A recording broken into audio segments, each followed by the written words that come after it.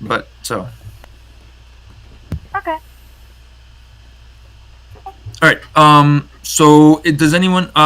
So traveling to it's 1920s, 1924. So you're gonna be taking a boat. I think it's gonna be steel sided. Um, with a coal fired steel turbine. So it's not gonna take too long to get down there. Probably just a couple days. Is there anything like you the doctor has prepared some things for you? Is there anything that you yourself would like to do to prepare? You might be gone for weeks. So there'll be like food and stuff naturally there, right? Or There will be There'll be a food. base camp. Yeah. Okay. So yeah, there'll be. Sorry. Yeah. I guess I'll tell you what the professor. You go. The professor gives you a quick rundown.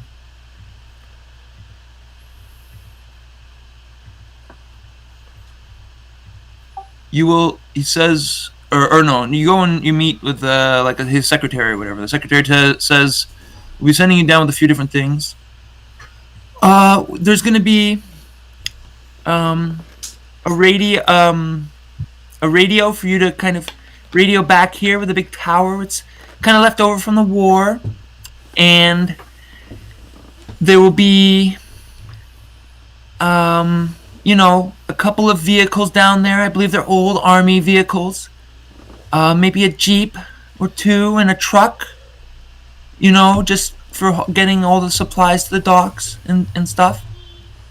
And there's an old army camp which has food. Well, we'll send you with food, lots of food, but that's kind of it. I think there might be some guards requisitioned and some workers requisitioned, and there's mostly supplies are still down there from, well, kind of it used to be an old army base in the jungle, and this is kind of what's left over. We've worked out a deal with the locals and such. So, yeah, there's some food and stuff. If you can look it over and maybe take some extra of your own food, but yeah, there should be enough supplies for a few weeks. So you expect this trip to last for how long? Well, I think there's enough food for. I think you're scheduled for a month, and if I look here in the records, there should be enough. Hard rations for about a month, but it might take. If you get the find of a lifetime, you might be back here in a couple of weeks. And of course, it might take longer if we don't happen to find something soon. Well, I think a month, and then you'd have to make your way back with travel time and the school season starting and funding, all that. I think a month is all we've got the camp for and the guards and everything. I see. Mm-hmm. Well, best of luck. Oh, will we have any kind of protection or guides out there? Like I said, I believe there's a few military men at the camp. Oh, they're sticking around. Great. Yeah, That's I right. sure hope we don't get attacked by God knows what lives over there. There could be lions in the jungle. Well, I think it's malaria more than anything. How are soldiers supposed to protect us from that? We just need to make sure we got some nets and try not to be exposed. Maybe some bug spray. Oh yeah, nets, and she makes a note on her notepad. make sure you have anti-malaria spray. As well as stocks of quinine. I don't think we have DDT yet. Or quinine. It's the 20s. Is that stuff been made yet? Is quinine that old? I don't know. I don't know. Maybe quinine is. Maybe quinine is. She's like quinine. Yeah. I'm pretty sure quinine was used as a folk remedy beforehand, but I think you're right. I think it was used in World War II. Hold on.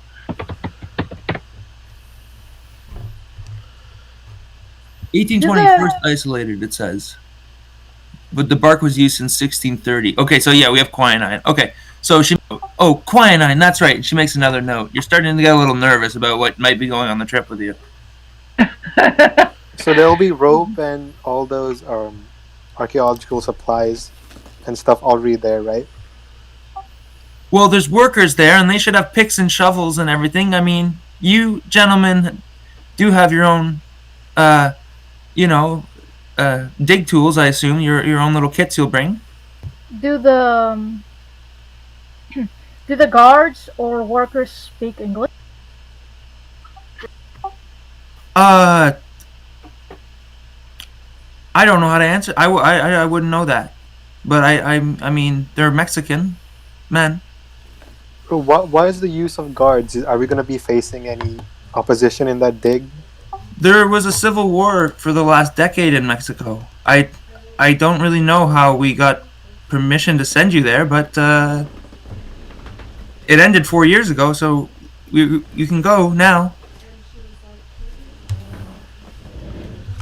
Okay. Then I think we have everything we need then. Okay. Yeah. If that's the way you feel, then you get your night's sleep in, or it's a couple days until you head out, and all of you for the next couple nights have very restless dreams and restless sleep. Your dreams are full of boats on the river and big trees above you, falling in the water and something moving quick. And then you're under and going down. And then you wake up and you're in front of a giant pyramid. And you look up the stairs. And something is at the top. It stands up and it looks down at you. And you are filled with an incredible terror.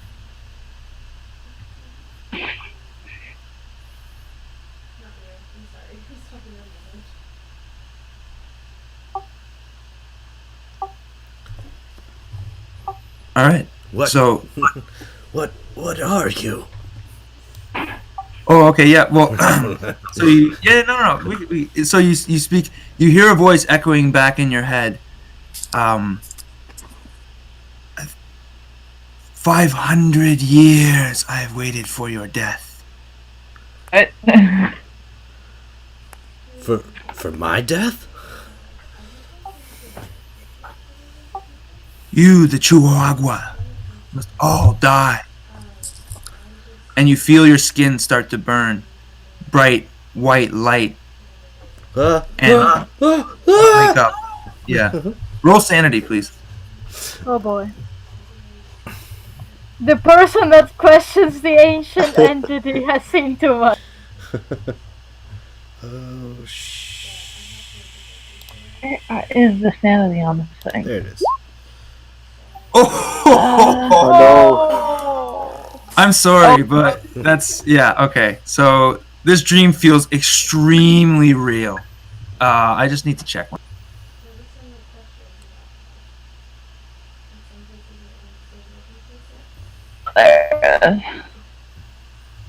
Oh, jeez.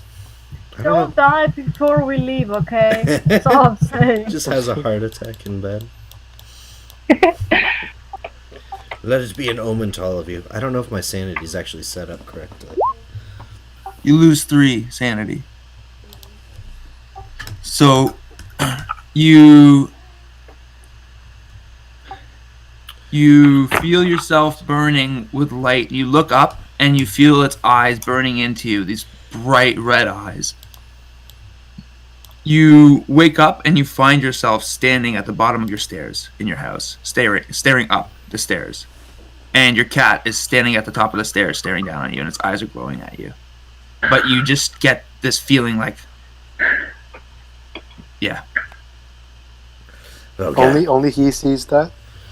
Yeah, that's only for Mr. West. He spent too much time in war zones in the jungle. You spent way too much time in the tropics,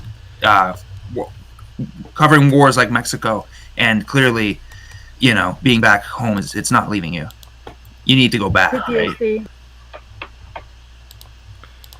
Did we roll luck? This- Oh, sorry. No, could everyone? Yeah, could everyone do that now, please? I rolled when I rolled.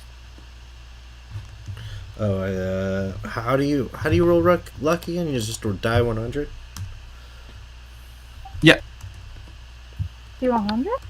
Isn't it 3d6 times something? Oh, I don't remember. Oh no, wait, I have. Yeah, I have. Oh, it's 3d6 times 5. So everyone just roll their 3d6 now. Wasn't it 2d6 plus 6? I just like 3d6 plus 5. Oh, what's with those bad rolls? Oh damn, son! Oh yeah, it's times 5. Okay. Times Forgot 5. Five. Times 5. I played a game where starting out group luck was 35. So Yeah, it's times 5, guys.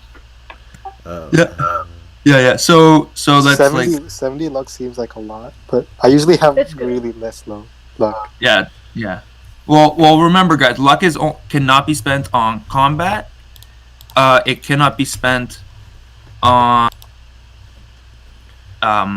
push rolls. That's right. And then on sanity, you can spend it, but it's like, say you lose 6 sanity and you don't want to go crazy, you spend 12 luck to only take 3 sanity damage. So it's a lot of luck.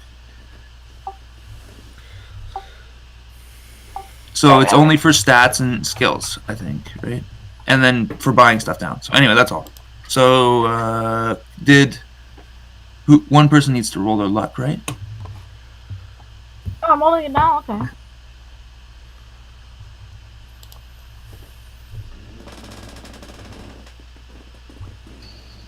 Oh, I wasn't so lucky. It got worse from my first roll, but Okay. So the group luck is 50 to start. That's good. 50 being the lowest luck shared by 2 people. Dr. Perez and Dr. Posh. Oh, yeah? Yes. Oh, so we all get 50? No, sorry, no. Like everyone gets the roll, but like group luck is like the lowest luck. Like let's say I called for a group luck roll, Oh, okay. it would be 50, Oh, which didn't, is like didn't Mr. West get 35 then? no. He got. I got Wait, what did he get? I got 35. When I did it Oh, correctly, sorry. when I did it correctly, I got 35. Oh, I see. Yeah. You put the +5. Sorry, I just saw the 12 at the bottom. I see. Oh, so group luck is 35. My apologies. Everyone. No, my apologies as well no, for 35. Don't die.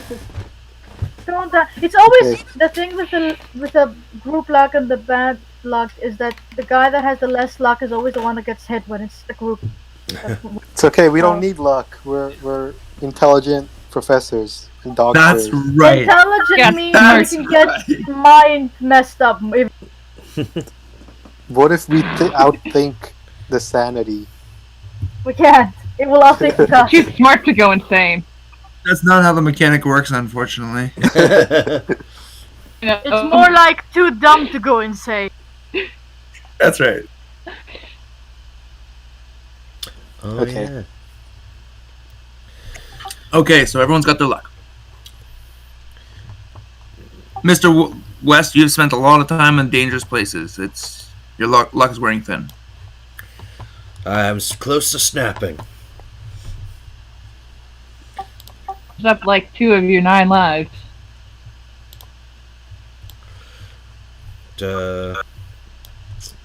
Okay, so you all gather down at the docks. It's a beautiful, bright, sunny day. Beam down. You've all gathered together. This is your first time traveling for a number of you, to Mexico, and this will be your first time kind of on a foreign professional dig. Oh no, wait a minute, that's not true. Maybe for Mr. Posh. Never mind. Sorry, no, Newman and Perez. Never mind. Sorry, I forgot. Yeah, no, you guys are old hats. So this is a very familiar scene. You're down at the docks. You're excited. You're off on another dig. This could be the discoveries that will get you moved up quickly in the museum, and you're ready to go. So as you go to cross the gangplank, can I get a luck roll from the person with the lowest luck? Oh boy. Well, you got it. Roll well, then you can outsmart the luck. No. Oh, Mr. West, what are you carrying onto the ship with you?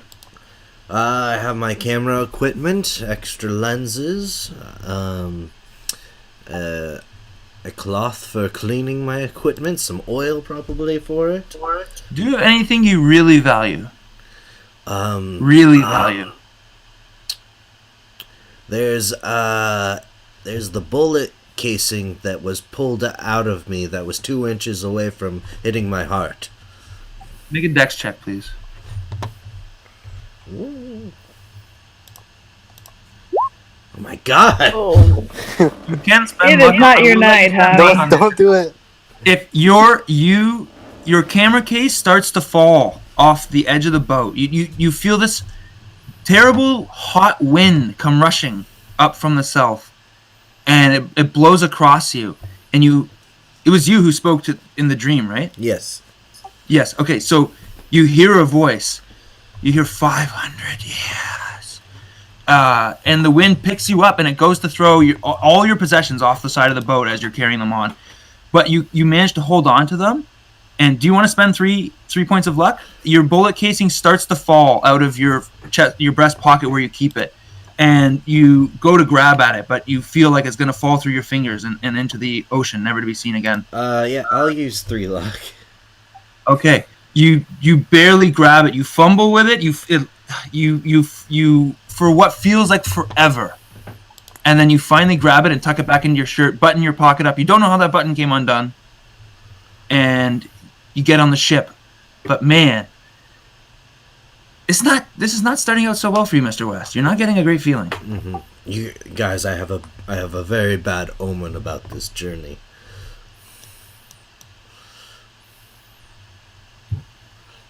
Did anyone else have some weird dreams last night? Did we all dream the same thing? You The did pyramid actually. and the falling under the water and stuff. The falling in the water, the something grabbing you, the pyramid, but none of you heard the voice. Oh yes, Mr. West. I had a peculiar dream last night. More like a nightmare. It was too real to be a nightmare. I whispered to myself. What happened in your dream, Dr. Mu? Well, I was on a boat, and I witnessed upon this gigantic pyramid, and then something pulled me underwater, and I couldn't swim back up. And then I woke up. That sounds indeed like you're afraid of waters. Indeed. That'll be alright. What was your dream like, Mr. West? I had the same dream, but I called out to whatever entity was before me, and it spoke to me. How peculiar. We had the same dream, slightly different. You were thinking of the same worry. It told me that it had been waiting 500 years for the Chinguas to die. And then I burst into flames, or something. Stingwas. Am I keeper? Do I do a language check or something so that if I know what it was taught, what that word means or something? Yeah, can I also do the same? Okay. I'd Side like to note. as well. Yeah, side note. I will let you. I do speak Nahuatl. I don't know if I pronounced that right. Which is the Aztecs' ancient language. Don't speak, mostly read it. It's a pretty. Okay, then you can definitely do a check in that. Okay. And then the rest of you can do an extreme, can try for an extreme check in Spanish because you do all work in Mexico. So it'd be like Mexican Spanish. Do I do just blue dice? Or The green green. dice? Yeah, no, just the green ones, I believe. And would I do language or just in Spanish? Wow. Spanish. Okay. Damn. Okay, Dr. Posh. One sec. Good roll. Damn good roll. Thanks.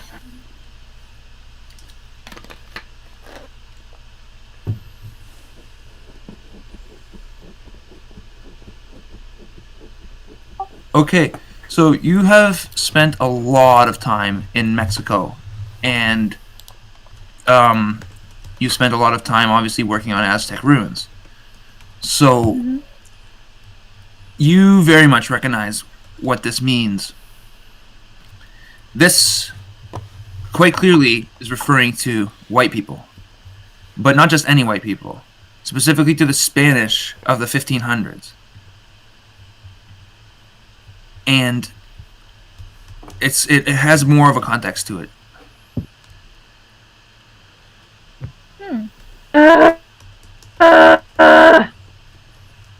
Everything okay? Hello? Cthulhu? You okay? Katie? I don't. The scream from the... We hear you. Can you hear us? From the beyond. Okay, good. You back?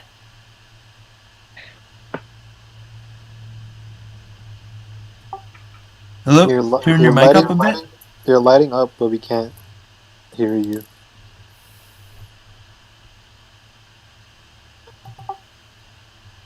Yeah. Okay. The struggle is real for Katie. Yep. So, but you, Dr. Posh, have gotten a different feeling or more context from this word than just the context. And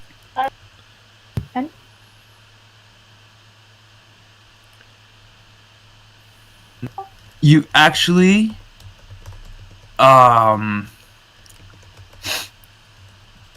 realize that you have read a passage which was translated, and when translated back, or you know you have the translated form, but you've also read the original documents, or copies of the original documents in Nahuatl, and they talk about, or I'll send you the first document. Okay.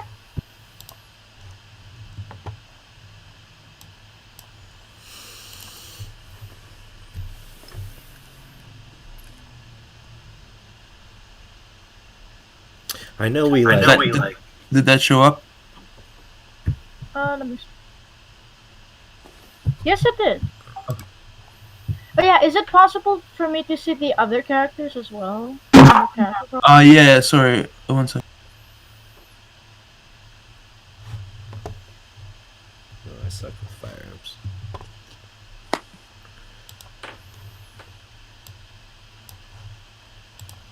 My mic is working.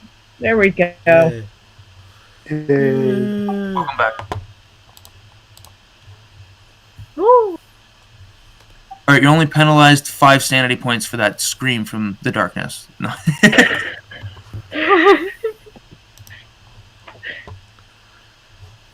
It's okay. I, as Anna, can take a lot of sanity loss.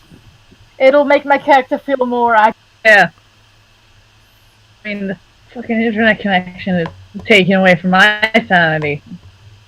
That's what I mean. Like, you only suffer 5 real sanity for that.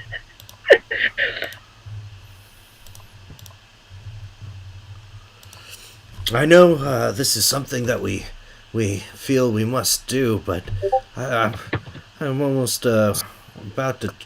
I'm almost willing to turn back.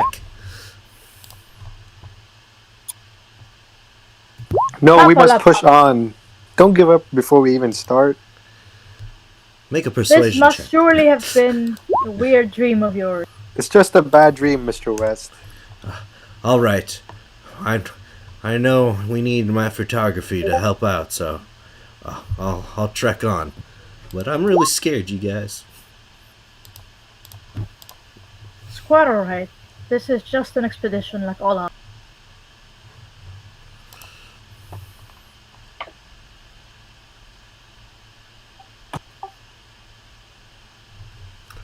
Okay.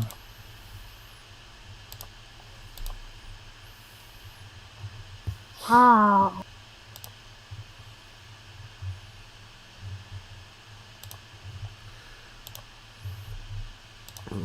The Sims 4 just dropped to $4. Okay. Okay, so you guys, you've had your chance to discuss your dreams, and the ship heads out.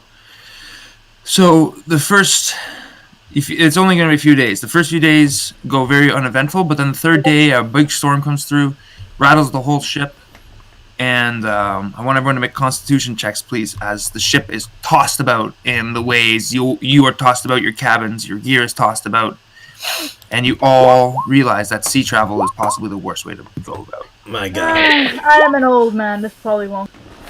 Oh. You know, it's fun. I'll spend the luck. All these dice rolls.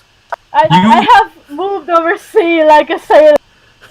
I'm sorry to make you use an extreme luck roll on not getting seasick as hell. So, Said I was gonna spend the luck, like the 1 point of luck.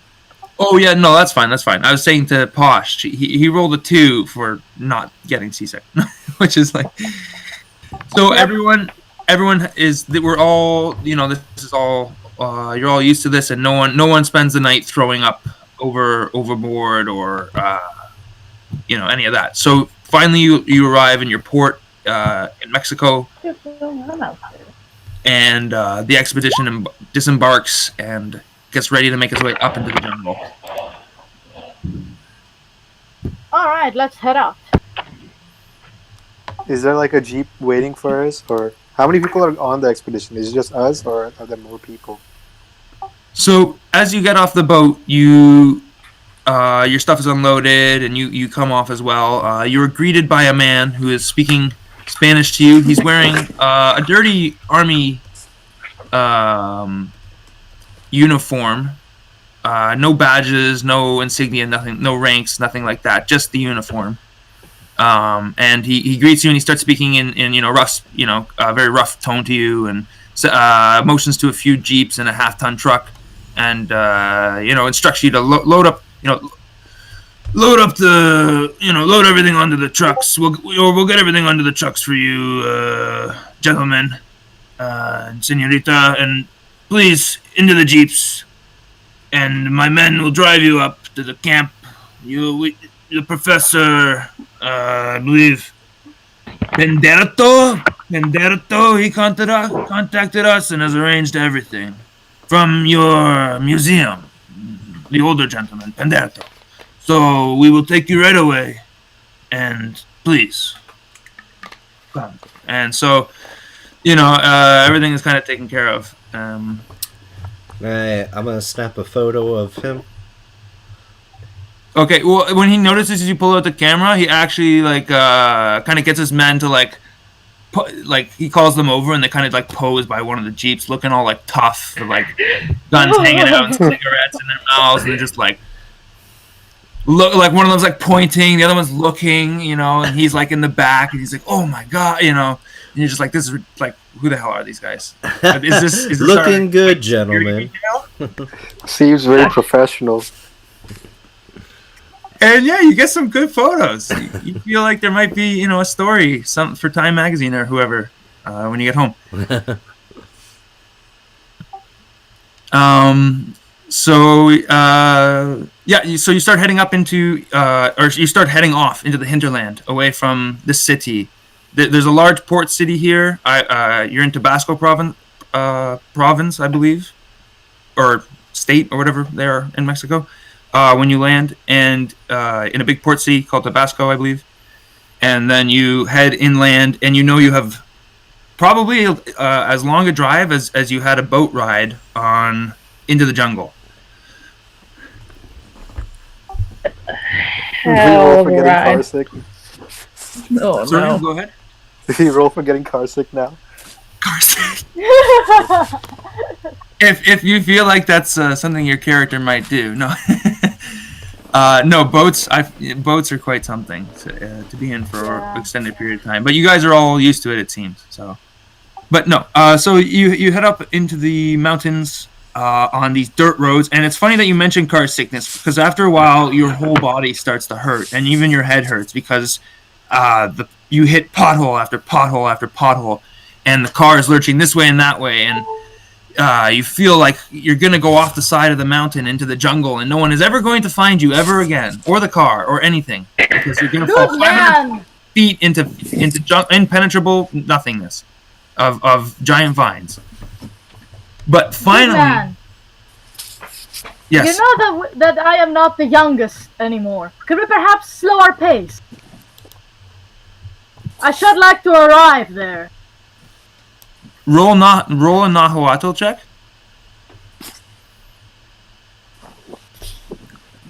Nahuatl? Yeah, please.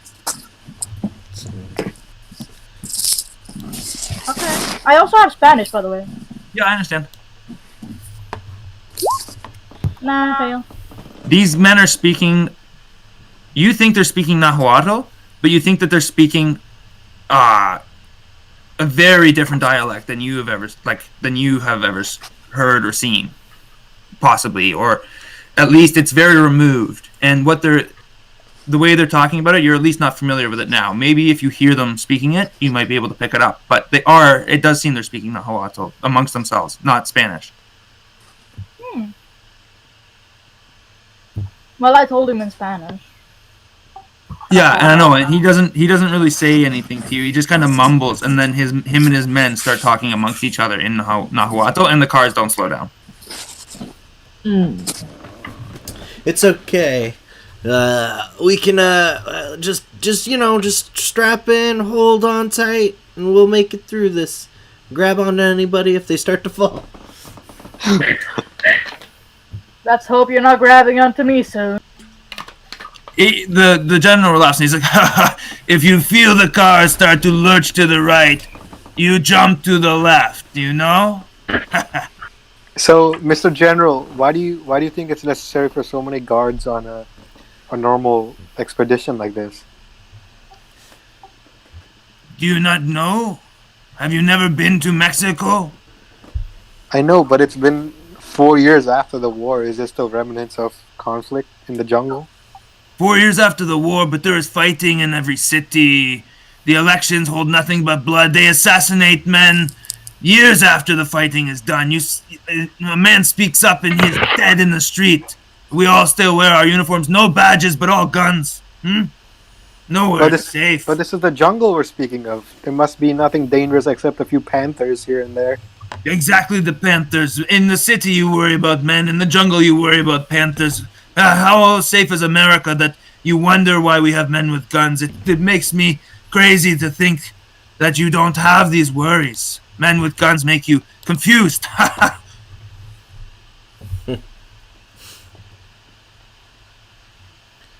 Okay, I'll believe you, Mr. General. Yes.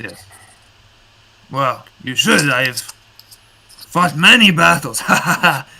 You can roll a psychology. Oh boy. Somehow I don't trust this man. It's so bad. Oh yeah, fuck. This guy is quite possibly. This might be that guy you heard about, Pancho Villa. This might be Pancho Villa in disguise. You heard he got assassinated, but maybe this is him. Maybe he snuck away and lives in the jungle now and works for the Americans. Who knows? Oh my goodness. Anyway, so the car keeps rolling, and eventually it rolls in. You roll down, switchback after switchback after switchback. After going up, switchback after switchback after switchback, and you roll down into a little camp. You come down a dirt road. You turn left, right, left, and you come out through the jungle, and it just opens up all of a sudden into a large clearing, rough cut. Young shoots growing up around old tree stumps, signs of burnt vegetation everywhere, and quite clearly this is a raw camp that's been slashed into the jungle by this man and to establish this camp. Now you get the feeling that it's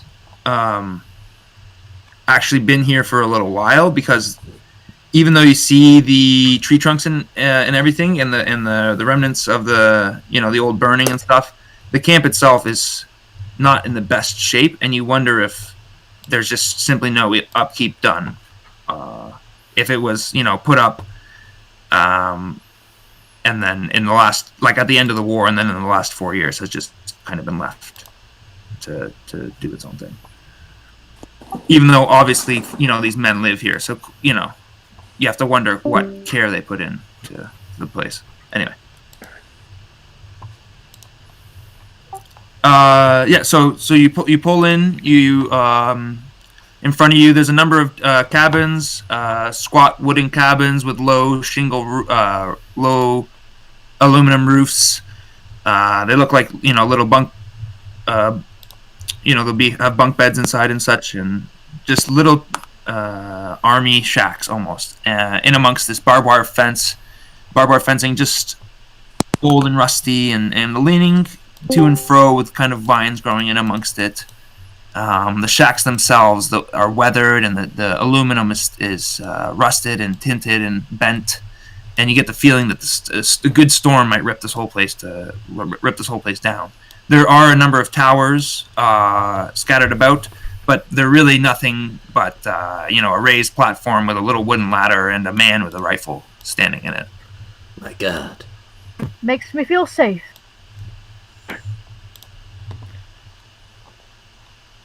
I'm gonna take some photos. Oh no! You're too excited. I can't find any. You go to snap a photo, and the general holds up his hand, and he says, "No photos of my camp. I mean, some photo shoots is nice, but you're not a spy, are you?" And he looks at you, and you get the feeling that he's starting to become a little suspicious. Me? No, I'm just a humble photographer. Look, I got all this stuff here. I got my lenses and whatnot, and this beautiful camera. I can't be a spy. I don't have the spine for it. He looks. Roll a persuade, please. You got or it. A charm, whichever, or fast talk, whichever one works for you. Oh, okay. Let me see. 45. 44, and then charm. Okay, yeah, fast talk. Oh, Nice. Okay, well, he just kind of he just says no photos, and he turns around and walks away. gotcha. All right, so if I take any photos, I'll have to around here. I'll have to be sneaky about it. Doesn't that make you a spy? Not when I'm spying for myself. Oh wait, damn it. Oh. He smiles a little bit at that. Well, I'll keep my finger on the trigger just in case I come across anything suspicious. Wink, wink. Yes, just in case a jaguar storms in, don't stop to take a photo.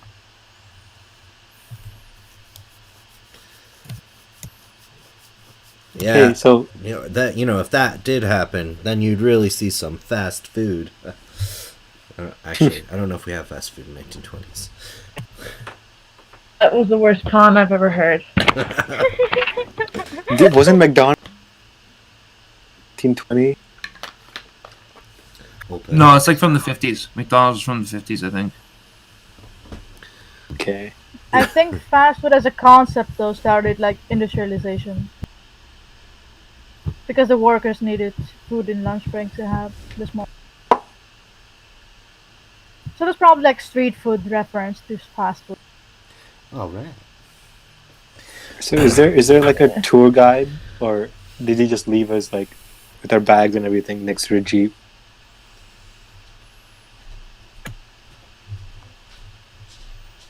What's that? Sorry, the tour guide you said. Yeah, is there like a tour guide, or did he just leave us next to a jeep with all our like suitcases and stuff? No. So the men just start to unload your stuff and move it into the cabins, kind of willy-nilly almost, as the general just kind of goes into his hut, which is that one in the top corner. Can I do just kind of a general spot hidden or investigation, see if there's anything kind of fishy or weird around? Yeah, go ahead. Absolutely. Oh, Nice.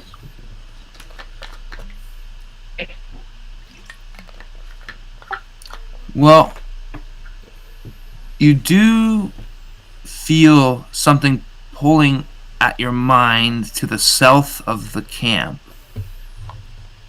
And as you turn to look, you see some people standing in the woods, but you don't feel it's them.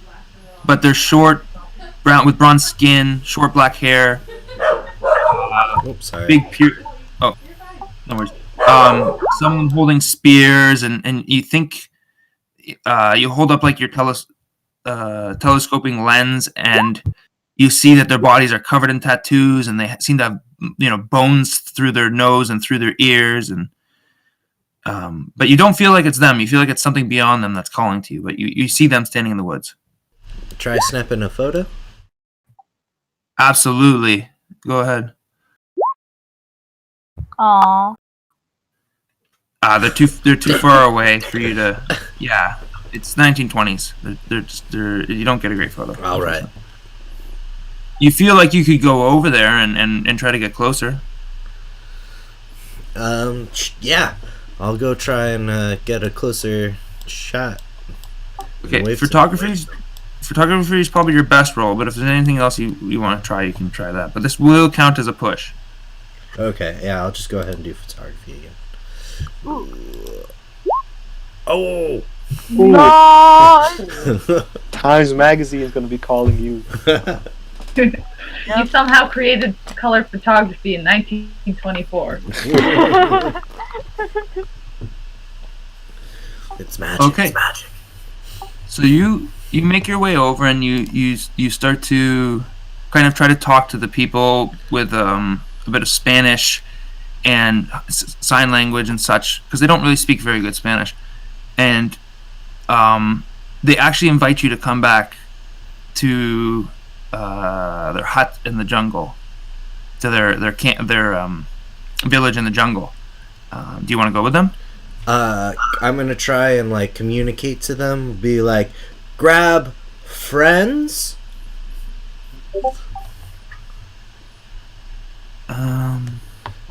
Yeah, you made an extreme roll. So yeah, they seem really happy, really excited by your camera, and so they seem to trust you, and they let you go and get your friends, and they wait. And so, who else wants to go with Mr. West? Yeah. Hey guys, I found some locals. I'll go with Mr. West. I will follow as well, but while he was doing the photography, could I have kept a close eye on how they're rummaging through my belongings? I don't trust these guys. They are here to protect me, but they are talking in a language that is ancient at the best.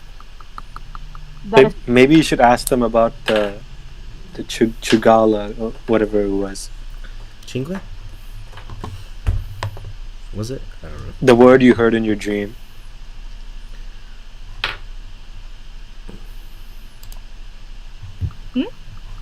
No, Dr. Maybe- Dr. Posh didn't hear it.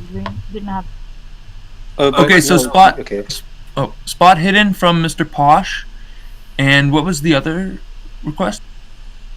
Oh, I was gonna ask them if they know what that Chugala word meant. Mr. Who? That I said the Mr. Chingua? Was The it? Chingwa. The word that Carl West heard, and he told us in the boat.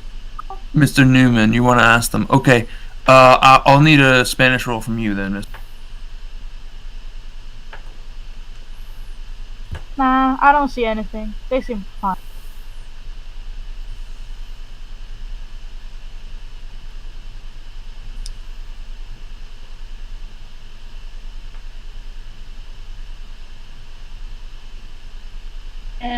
Okay, so Mr. Posk, you're trying to follow these men around as they kind of unload the stuff and move it into the cabins, but they're moving. There's too many of them, and they're moving too quickly. And you're a gentleman. You can't really keep on top of them. Sorry, guys. I dropped my microphone. Sure. It's not. It hurts only a little bit. No, I'm just joking. It sounded like you ripped one. So.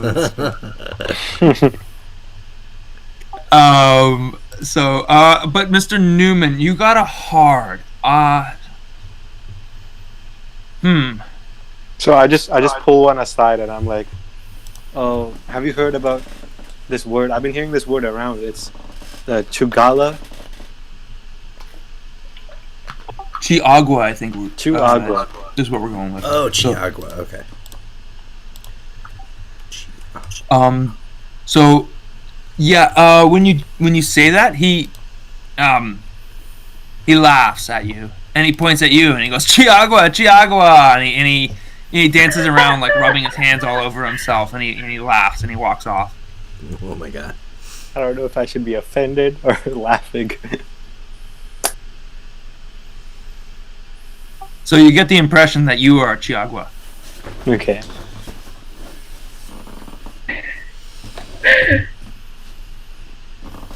That everyone on this expedition, except for Dr. Perez, is Chiagua. Okay. Other than that, I think we were just going with Mr. West. Let's go check out the locals. That's right. Yeah. So you gentlemen all head to the local village. When you're there, you actually meet the village elder. Hold on. Sorry. Yeah, where the lady was. I'll assume everyone's going to the village. That's fine. So the village elders gather around the medicine man, and they're talking to you, and you're, exchanging, a little bit of your trinketries and stuff with them, and they're exchanging local meats with you and stuff. And you are drinking with them. Of course. Constitution? Well, you're sharing. You've brought Western alcohol, and it's very prized. Because the soldiers clearly aren't going to share any with the locals, and it's hard to come by at this point in time. So these people are very, very grateful, and it seems like the whole village has gathered within this big hut in the center of town to drink and talk. And they've all gathered around you, and they all seem very happy to have you there. So no spears and bows and stuff, right? No one's holding it. They seem to have at least been left at the door. Okay. Oh, this is great. Maybe we shouldn't piss these people off. I whispered to my friend. You get the feeling nobody here speaks English. You could probably speak English as loud as you want. Okay. But yeah, you do whisper in English. Yeah, everyone to your friend to not piss anyone off, and that seems like a good idea when you're surrounded by dozens of people in their home turf. What? Did we walk into an ambush? No, we were invited. Totally not an ambush. Invited to a party. That's never been an ambush before. So. Dr. Posh is going to take this opportunity to finally, now that nothing is rocking the feet beneath him, lean back and pull out his pipe and light it with a match. Oh, okay, excellent. A few of the men motion that they want tobacco.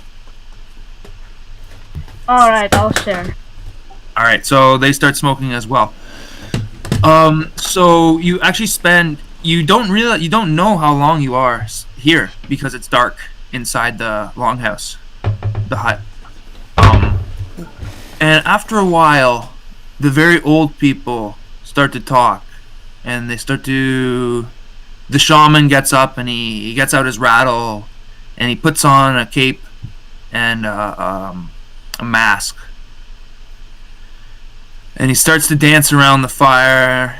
He starts to shake and scream and chant, and it's a bit of Spanish, it's a bit of Nahuatl, and he talks about a long time ago long, long, long time ago, when first the white man showed up.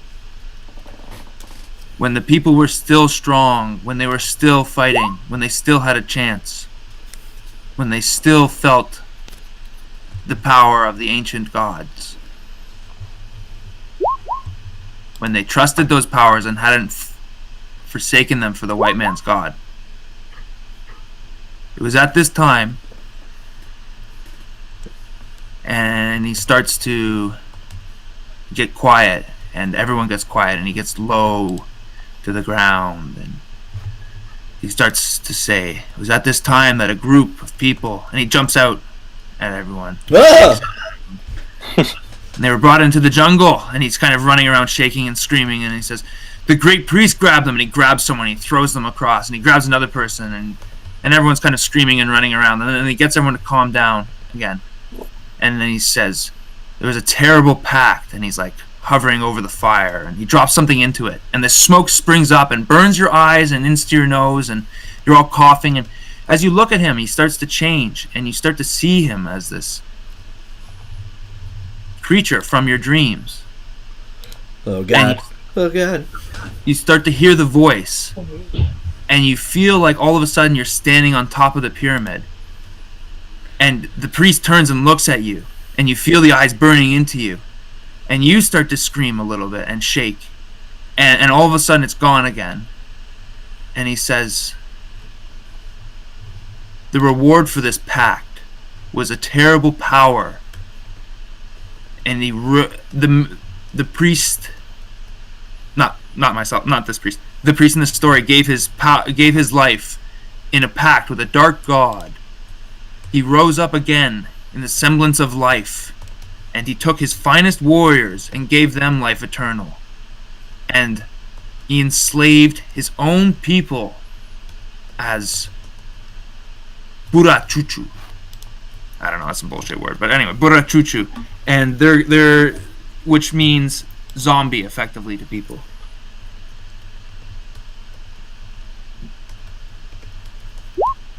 Zombies.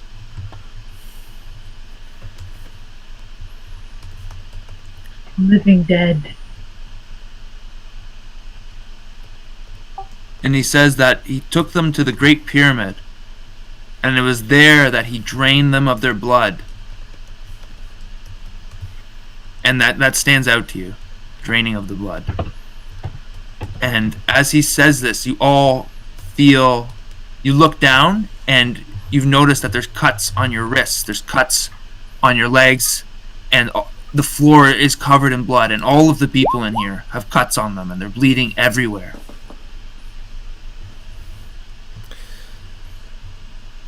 Oh, God. dear God. What is this? Can I What make have a you done sanity for us? check? Stop this madness! What is that smoke? That's right. And then he says, and then he went to sleep. He went to sleep. He killed all of the Chiagua in the area. He laid them all low and drained their blood. But when they were gone, he could not feed on his own people, and he went to sleep. And now he waits. And you yourself, you feel yourself lying back and lying down, crossing your arms, and you feel a dust start to settle onto you. And slowly, time passes. 1 year, 100 years, 1,000 years, and then you sit back up, and you're covered in wrappings, but you shake yourself, and it all falls away. And then he says, when the stars align, he will awaken again. And you look up, and above you, each planet, you can see them in full brilliance, as if you're there, just floating in space, not far at all. And you can see each planet in its brilliance. And you see them stretching out into space, far, far, far beyond anything that you were even aware of or could comprehend. And you feel something looking down past all these planets, down at you. And you feel it reaching down and you understand that it's going to take you, and there's no way that you could possibly stop it. You are smaller. You are so small to it that it doesn't even understand that you exist. Its goal is to take something much larger than you, your planet, your solar system. I mean, even the galaxy that you're in, as it reaches towards you, and you wake up in this hut screaming. I need a sanity roll from everyone, please. Sure. I feel disturbed. Oh my god. Yes, you seem to. Smoke.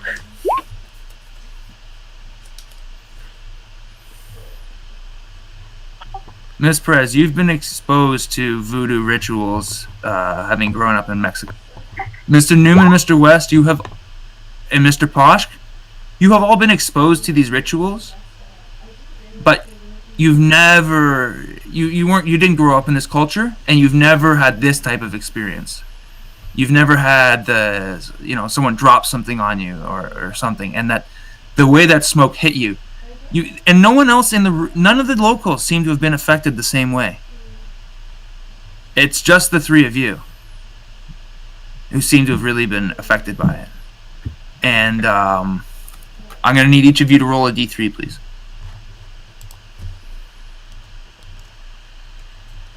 Two.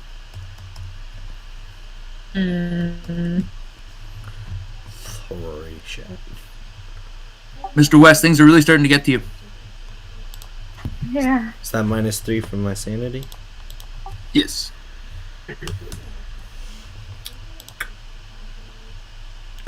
So the box to the left of my sanity on my character sheet doesn't have a number? Yeah, I think, what did you start with, 50? So I Yeah. think it's supposed to be like the 1/5. So that would be...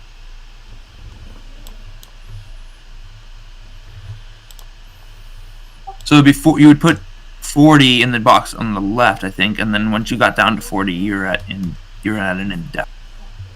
Great. Or I think, isn't it if you lose 10%, you go temporary insane, I think? if you lose 1/5 in a day or something. Okay. So, I mean, this is only the first of this day. It's more it's 5 at once, and then, or it's 1/5 in a day. I'll just remember 40, but because I can't for some reason edit that box. No, it Yeah, seems I stuck. can't. Yeah, that's too bad. It's fine. Yeah, just remember your numbers. I mean, it's very unlikely that you'll take that much damage in one day, but yeah, Bad keep track. luck happens. Exactly. I think Dr. Randall Newman is slowly gonna get up and sneak out. Mr. Newman, you are surrounded by people. There is no getting up and sneaking out. You were also on, like, you go to stand up and you seem unable. You seem barely able to stand. You're extremely woozy, and you sit back down. Your head is just full of this tale of the draining of the blood and the stars being right. So you do want to leave, though. So after a couple of minutes, the ceremony, like, everything seems to end, and everyone's all smiles, and you get up and leave, and you start heading back to the camp.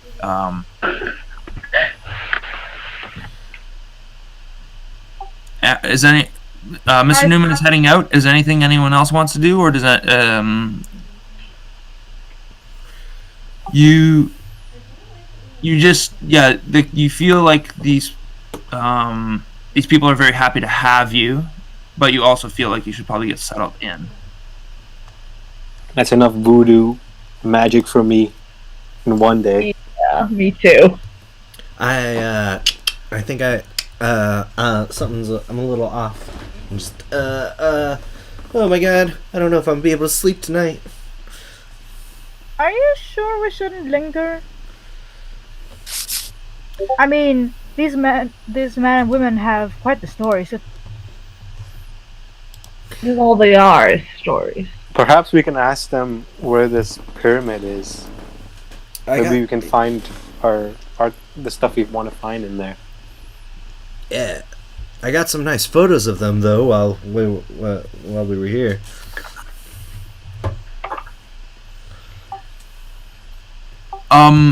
They agree. Yeah, you got your nice photos. But if you ask them about the pyramids, they agree to take you to the pyramids. The doctor gave you, a map and rough, instructions, and he said that the soldiers would probably get you to the pyramid. But if you would like the locals to take you instead, then that's totally an option. It's getting on, in the day. So you can either go tonight or you can go in the morning. We definitely should settle in and go in the morning. I'd like to try and develop these photos.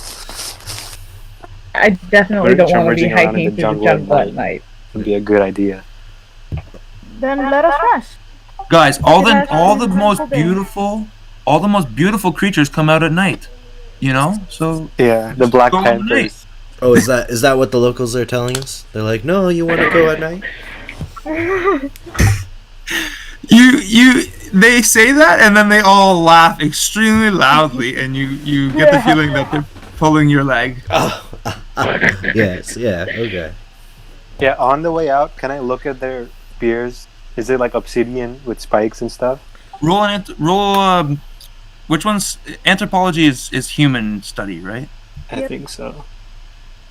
I have archaeology as well, and history. These are living people. Okay, they're not dead. These are living people. They're not rocks that look like people. Oh, that would be geology. Oh, I mean, they're not like fossils. I mean, like. Are there homes? That would still be part of anthropology. Oh, would it? Oh, okay, sorry. Basically, anthropology is like the study of humans and cultures, and you can do like historic anthropology, like studying past cultures, but you can also do living cultures, that sort of stuff. Right. You can do linguistic, or you can do the fossil records. Right. Okay, thank you. We're inside a house right now, right? The big like tent or something. Does it look like our huts or like? Sorry? No. Yours look like log cabins, kind of, with tin roofs. This is logs, but with thatched roof. Different style, like very different style. Yours has like concrete foundation. This is just like into the mud floors. Yours probably have wood floor. Like these, yours is an army barracks. This is a village hut. Yeah. Also, before we go, is there any of that like powder or whatever he threw into the fire, like a little bit left on like near the fire or anything? Do you want to ask him for some? Not necessarily. Is there like any left on near the fire or near him? He threw in a large handful. You get the feeling that any that fell wouldn't be enough. He seems to have a pouch on him though, and you get the feeling that he might have some for you to trade for if you brought some Western goods. Sure. I'll ask him if he can. Oh, my good sir, can I have a little bit of that powder you threw, and I can give you this magnifying glass? You're gonna get the first bargain roll in my Call of Cthulhu career. Roll a bargain. Where's bargain? It's a skill. Oh my god. Oh, I don't think I have bargain. It's under B. If you don't have it, oh my god. Anybody's prepared for bargain, okay? Nope, I don't have bargain. Okay, is it not there under 5%? It's not Nope. listed, I think. Wait, where? Or I don't have anything. appraise? Yeah, 5%. Yeah, there's appraise, yeah. Oh, okay, we'll do an appraise check. Nice. Okay, so I mean, yeah, you get you give him your magnifying glass. Is that what you're offering? Yeah. Do you have another? No. Oh. Oh no. Okay, so you're an archaeologist, and you give him your magnifying glass for some of his weird powder. So put that down in your sheet. You now have voodoo powder. Okay. Actually, you have a satchel. You have a satchel of a variety of voodoo powders because you gave him your magnifying glass. and he really appreciates that. And you after you show him how it works, and you actually go outside and you show him how to start a fire with it, and he gives you the whole patch right away. Oh, wow. Okay. So keep that in mind. That might be fun. Okay. Did you just give away your only magnifying glass? I mean, I like these powder. Oh man. Junk. You want to expand your mind a bit, eh? I see. And these will be worth a lot in the States, if you know what I mean. Sell them in little baggies for 10 cents each. Oh, I got you. Well, I guess it's okay. I can try using my macro lens if we need to inspect anything. I got you covered, of course, Doc. we all don't need one magnifying glass each. Indubitably.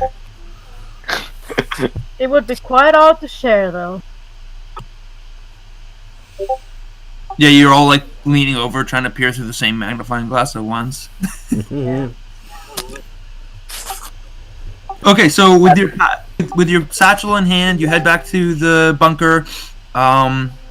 You know your stuff is in the cabins. I mean, it's up to you if you want to move it around a bit, to figure out who's staying with who.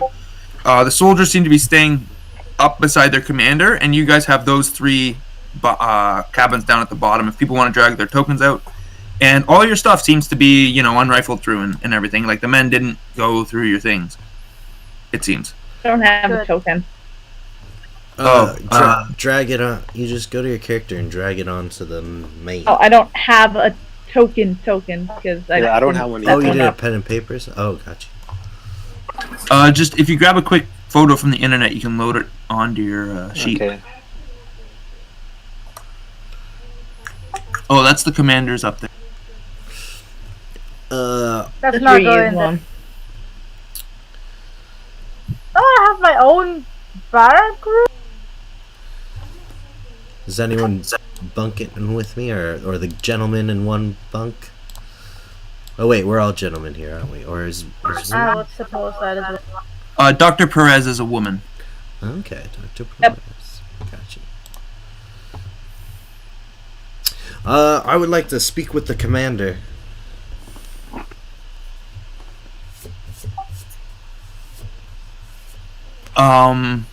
That's yeah. I mean, if you want to go over and speak to him, one before you go to speak to him, is anyone? I just want to know if anyone else wants to do anything before we settle in for the night. You're gonna go speak to the commander, Mr. West. Yes. Anything else? Yep. Can I go onto one of those towers and just look at the surroundings? Absolutely, Mr. Newman. Doctor. Don't forget the doctor. And okay, Posh or Perez, anything you would like to do? What is the pit? So you go and look at the pit, and you get the feeling that this used to be where they would keep prisoners. And you look down, and you think you see some bones down in there. If none of the gentlemen try to stop me or mind, I would like to have a... You're gonna do what? I'm gonna look inside. Okay. Is it open or is it closed are the bars closed? Well, there is a cage over top, but the lock is missing. So you can open it. I'll open it and have a closer look. Okay. So down in there is a man. Once you go down, and he's pretty well rotted away. You crawl down, you climb down the ladder, the stone steps in the wall, and you get most of the way down, shining your light. And I need a sand check because in front of you, in the water, is a man floating, but it looks like the little fish that live down here have eaten away his eyes. Oh, jeez. Okay. Well, I brought this upon myself. Success. He was probably a criminal or something. that helps my conscience a lot. Yeah. For all I know, this could have been an ambush by terrorists, and then barely managed to escape. All right. So there's prisoners down here. Nobody alive. Everything's good. I close the door and then go back to my room to not think about what I have to do. Okay.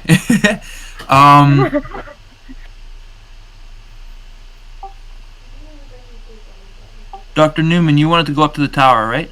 Yeah, just to look around.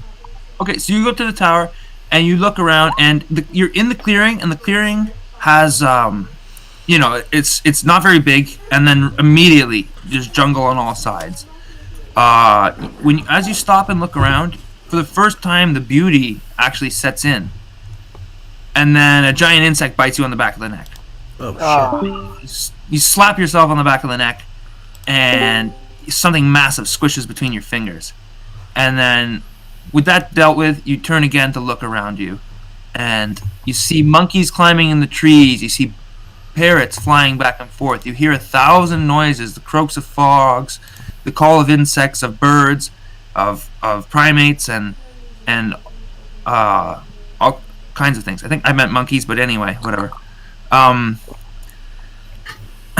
So you see that even though the clearing doesn't end, there's a bit of a slash through the trees heading south where we went, right?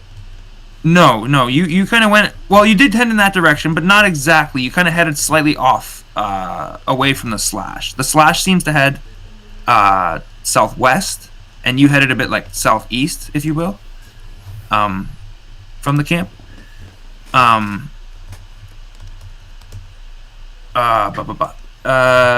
So there's like a bit of a a small slash through the forest that heads southwest, and you feel like as you stare through it, you see a little bit of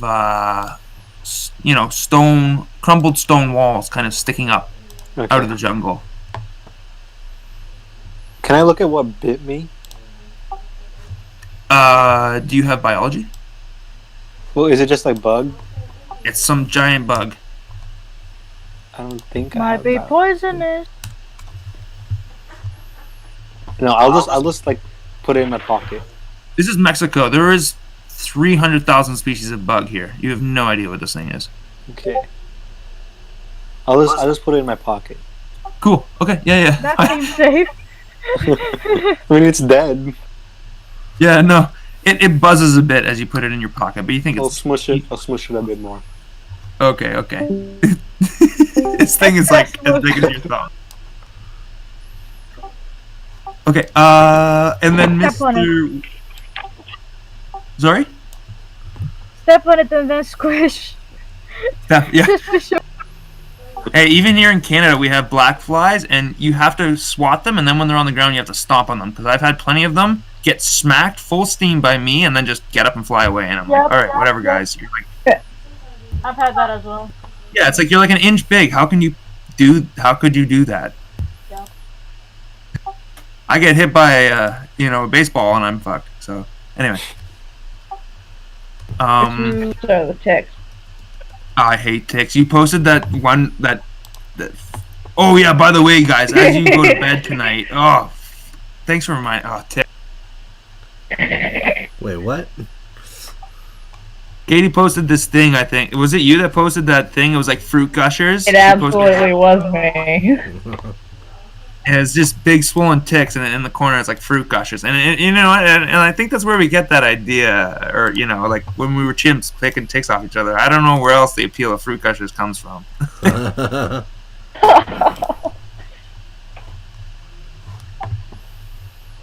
Anyway, so Mr. Picking up your tire. Sorry, I'm sorry. you were a little fuzzy there. What was that? I said it's fun to pick them off your dog tire. Oh yeah, I mean, I just hope to get them before they're like big, because I just feel bad when I pull them out and they're full size. Yeah. So anyway, and we'll talk about ticks when you guys go to bed. But Mr. West, you're heading towards the commander's cabin. So you knock on the door. A man comes to meet you. You speak Spanish a bit? Paquito? Un Paquito? Okay, sure. Parle comandante. That's probably more French, but anyway. So yeah, you managed to get an audience with the commandant, with the commander or whatever he is. Just the commander of the camp. And you're not really sure what his rank is or anything, or who he's even affiliated with at this point. And he sits you down or he invites you in to sit down, and he offers you some tequila and a cigar. Oh, well, I certainly can't refuse such a nice offer. Okay, so yes. Well, it's nice to have gringos visiting. Americans always bring money with them, and with money you get nice tequila. Huh? Yeah. So I might as well share the nice tequila that you guys bought for me. I like your attitude and sharing the wealth. Here, have you ever had a proper portrait done with the camera before? Oh, well, I mean... you look quite striking in this light. Please. I don't even have my cleanest uniform on. Let me return. And so you wait 5 minutes, and he returns wearing this ridiculous fucking outfit. And he has you take photos for him for a bit. All right, beautiful. Oh, if you spend 2 luck, this guy is your man. Yeah, I'll spend 2 luck. Okay. Oh my God. My mother would be so proud of me in this uniform. But no, I must be strong. And he takes like a photo.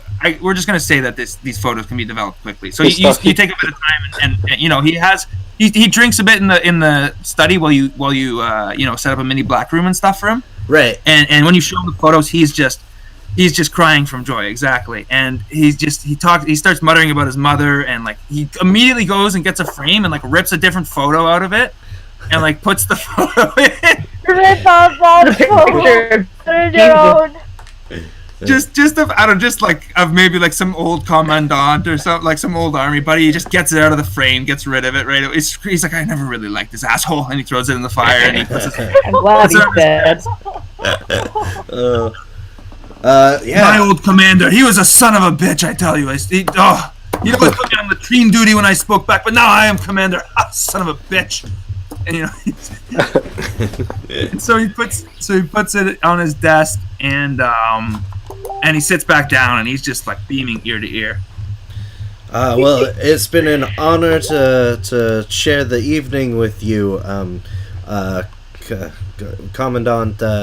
Please call me Esteban. Esteban, thank you, Esteban. I'm glad that we could. Thank you also for procuring me an area to make a dark room to process my photos. Where do you? Oh yes, no. Yeah. Thank you again. Also, we met some of the locals here just earlier. Oh yes, I mean, well, they're just savages. They're not from the city. Well, yeah, they were very welcoming. They seemed all right. They shared their food and various drinks, and we shared a little, and then, frankly, though, they gave us some kind of performance that seemed to take me somewhere else. Well, I just kind of drift up for a second. Yeah, so it's not the first time white people, you gringos come down, you get a little bit of the tropical affection, and you cannot go home. Huh? Well, they spoke of zombies and pacts with gods. Voodoo, bah. What? Have another drink. You come here to waste my time talking about voodoo. I mean, it is fun. It is fun to talk about voodoo. Why else would we still talk about it? But my madre, she raised me in church. We go to church 3 times a week. She tell me never do voodoo, and I never do voodoo. Oh, okay. I mean, I'm sorry. I didn't mean to offend or anything. Just making conversation. Didn't know you'd feel so strongly about it. I'm not offended. It's not why. It's just silly. That's all. Maybe if I have a few more tequila, I will talk about voodoo. And he pours himself a drink. But do you think there's nothing? I mean, so they offered to take us to the temple, the pyramid, or the pyramid. Oh, that's right. That's why you came. The pyramid. Please, I forgot. Pyramid. Yes, I can take you pyramid tomorrow, or I know where. It's just through the trees, down past the ruins. You follow the cut. Everything has been cut. My men have prepared it. But if you want to go with the local, maybe, and listen to hoodoo. They will tell you all kinds of funny things about the pyramid. We are not from here. My men are not from here. They sent us. We are just from south of Mexico City, but the army send you here. Army send you there. Oh, I understand. I actually was a photographer during the times of conflict, and I've been in the battlefield quite a number of times myself. Oh. Well, that is why you can take such good photos of such distinguished men. Yeah. I mean, so it would be great though if some of your men could still accompany us, rather, if that's quite all right. Well, I have. Let me think. I have 4 men with rifles, and there are 7 laborers in the camp that I've acquisitioned, and myself, 5 armed men. How about 2 men? That sounds good. We wouldn't want to overwhelm the other locals. Yes. Well, you never know. If I had no men here, they might come and take supplies from the camp. Well, I appreciate you letting us bring 2 men along. Do you think we need much protection out there? Well, roll a psychology check, please. I am looking. Psychology. No good. No. We have patrolled, and it is safe. Fantastic. Well, great. I've taken enough of your evening for now. I'm so glad I could help you with a portrait, and if you don't mind, I'll also be taking a copy for my own portfolio, and I will possibly be developing more photos. So thank you for that helping me with the dark room. And no. Yeah. It is yours to use at any time while you are here, please. And I say, you must stay and drink, and you should get your friends to come drink. Oh, right now? Yes, I think any of them, we should have a little party to celebrate my beautiful photo and your arrival and everything tonight. Here, just freshen up and... All right, well, I'll finish this drink with you right here, and I'll grab the rest of them. Salute! I don't know what they say in Mexico. I think they say salute. Damn it. They go salute. Salute? Yeah. That means hi. Sorry. That means hi, I think. And friend, I don't know. One sec. I'm gonna Google it. I just have the high school Spanish. That's it. What did you? Oh, sorry, you're right. It is salud. Salud means health. Okay, salute. I thought you meant like French salute. Oh, okay. Salute. I was saying Okay, sorry. I was kind of saying it wrong, but yeah, I knew it was salute or something. Okay, salute. Okay, yeah. Salute, and you clink your glasses and you head out. All right. I'm cheerily stumbling around across to the cabin. I'm Canadian, so I've got a bit of French, not a bit of Spanish. Yeah, me too. I know how to. I think I only remember how to count to 10, and then like.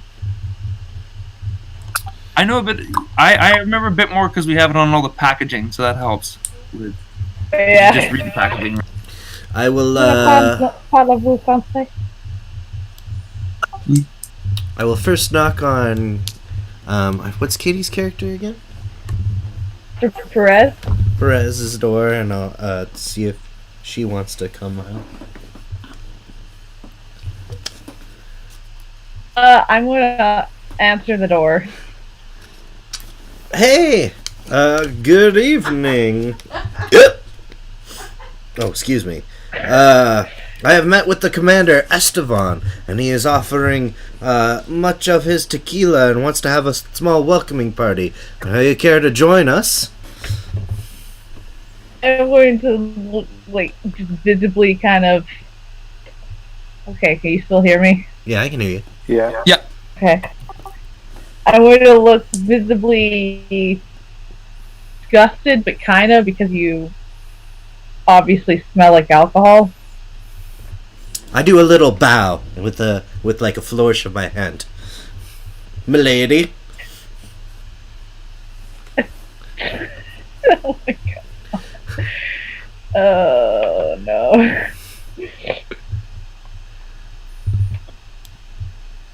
Yeah, suppose if the commander is insistent on this. Yeah, I'll get the other gentlemen and we'll head over in about 5 minutes if that gives you enough time.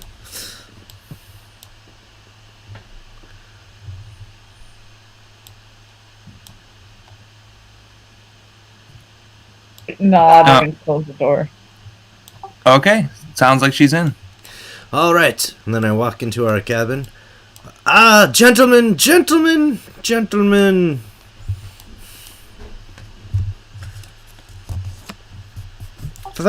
he's addressing you. It's rude not to say hello. Yes, Mr. West. I have met with Commander Estevan, and he has offered to host a small get-together in his quarters to commemorate our arrival and expedition. He has shared mucho tequila and wishes to spread the wealth. I'll be there in 5 minutes, Mr. West. Fantastic. I still need to get changed as well. And you see, like, Dr. Posh is, like, in his, at the time, very manly pajamas, about to lay to. Like his silk robe, you mean? It's like, I imagine it's like these, so, like, gray, no, like beige, clothing that's covering him, that's like really thin, and it's like falling just on him, and he's also like super thin because of his, like, because he doesn't eat a lot and because he's older, and like, so it's like hanging down his arms. Oh my god. He looks like a dementia patient. Yes! Yes! Is there like a candle in the cabin? Probably. Or like a lantern? I think it's probably fat lanterns on the walls. Okay, but is there like an open fire or something? No. It would just be the fat lanterns on the wall. There might be a small wood-burning stove in the middle. I'll go like close to it. And can I sprinkle some of the voodoo powder on it? Oh, jeez. Make a sleight of hand. Jeez. Okay, you two, Mr. West and Mr. Not Newman. Anyway, sorry, the other gentleman. You see Mr. Newman go to sprinkle something on the wood-burning stove. Do you wish to stop him at all? Just a little. Just a little, guys. A little bit of cocaine. Poskin West. Do either of you wish to stop Mr. Newman? I'm a little inebriated, and I just kind of go with the flow. Like, you know. Okay, Mr. Newman, would you... Oh, okay. Just give me an intelligence check to see how much you put on there. You said you just wanted to put a little bit, right? Yeah. I'll use 3 luck. That's possible. Oh. I almost don't want to let you, but I will. Okay. I said you could. Okay. I would love it if you put the wrong amount on there, but... No. Okay. Nah, he's fine. I trust his expertise. I I will just dropped observe the all whole of bag this. in there. Yes, you're just like, I don't know. A pinch will do. Dump.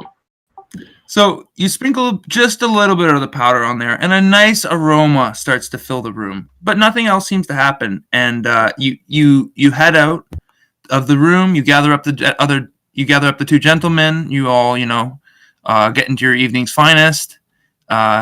You grab Mrs. Perez or Dr. Perez, and the 4 of you head up to the commander's house, where you spend the evening drinking fine tequila, smoking nice cigars, and discussing the Mexican Civil War, the current state of Mexico, and the jungle conditions here in the jungle. And the pyramid seems to be blissfully absent from the conversation.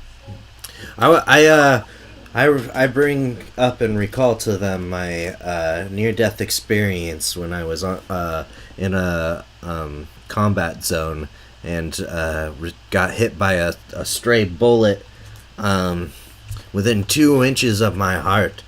And thank God to the emergency surgery that that the field surgeon was able to get it out without nicking any arteries or anything, and I barely survived, but I'm here to live today, and I got this bullet right here to prove it. And you pull out your bullet, and you know what? You don't even think of the pyramid or the time how you almost lost it on the ship. That's all gone from your mind. You're just having a nice night drinking with company and stuff. Mm-hmm. Getting tequila. Yeah. Since Mr. West is showing off his wounds, I lift up my pant leg a little bit, and I have a scar from a machete attack. I got this attack when my expedition was attacked. These are dangerous times, but the scar has showed that the experience I have. Well, that's pretty brutal. Yeah. Anyone else got any scars? Estevan? I am blessed by God. I have never suffered a single wound. Well, one time my cat, I stood on her tail and she scratched my leg. Oh! Well, I think we all have a good laugh at that. And you get the feeling he's just telling a good joke. So the night passes. The night passes by in laughter and merriment, and you have a nice sleep here in the jungle to the sounds of the frogs and something else howling in the night. And you wake, and we're gonna take a quick 5-minute break. Cool. Everyone has sweet dreams. All right. We're back. Same.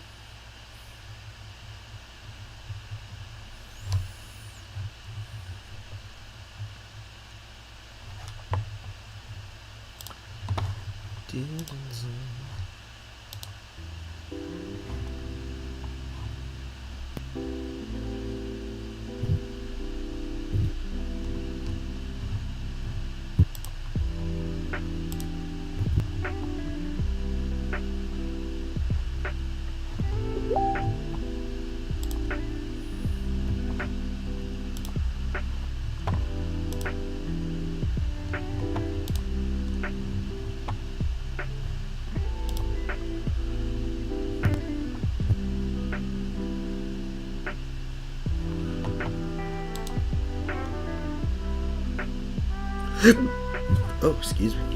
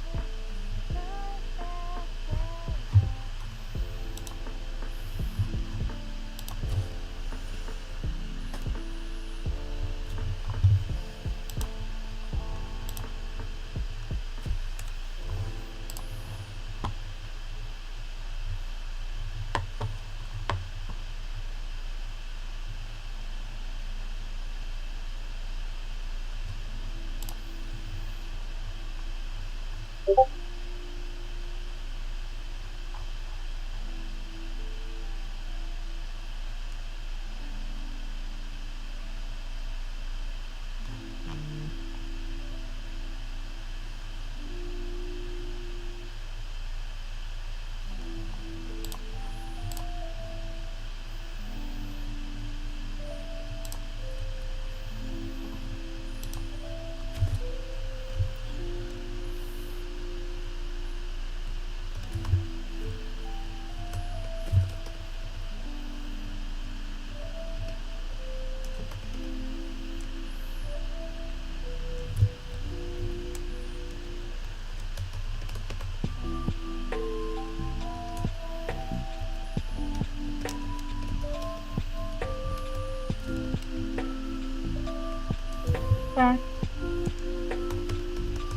Yo. Okay.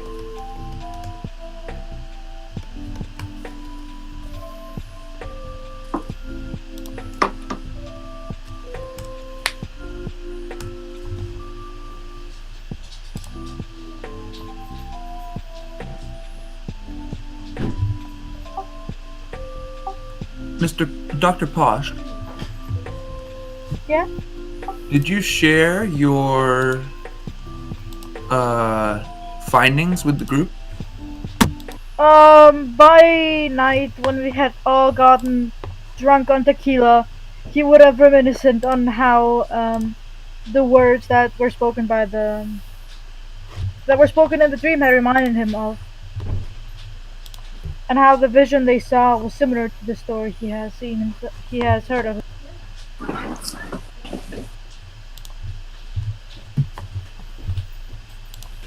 Okay. So There's many things that are told when one is pleasant to drink.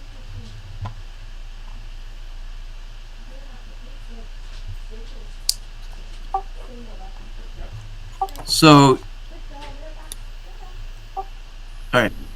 I think we'll wait a sec, see who's back. I'm here. I'm here. Okay, this still needs a minute.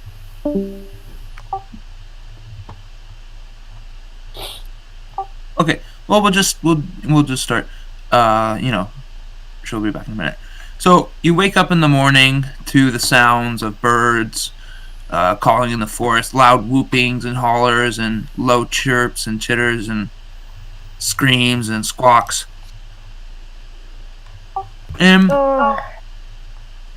Yes, you wake with a throbbing in your head, a very deep thudding, and it seems like there's a muffled feeling that has descended onto you. The heat, the tequila, the sounds, the stories, the powder from last night.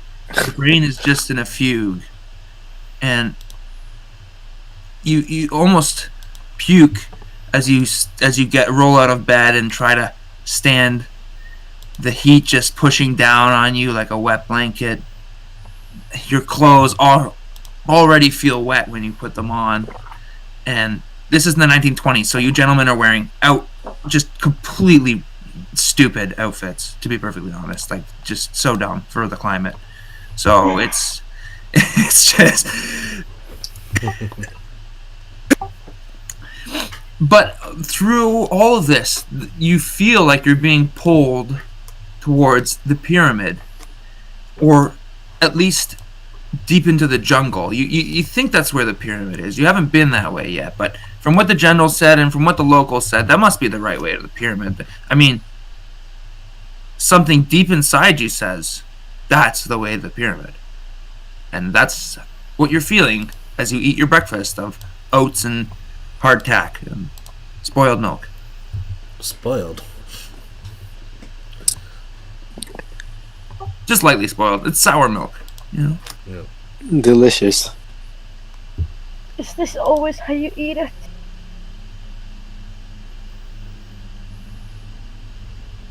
Are the soldiers eating with us, or do they have their own room? The general looks up and he says, "Just be glad that milk is not so curdled? Not what? Just be glad it's not curdled. It's not lumps. You're not having curds and whey. You're having milk and whey. In the field, we don't put up with people questioning the food, but you're civilians, and so I'll explain to you that this is the way we eat it. I'm sorry to say. I am very sorry. Well, it's good. It's good for your immune system. It'll fight off the malaria.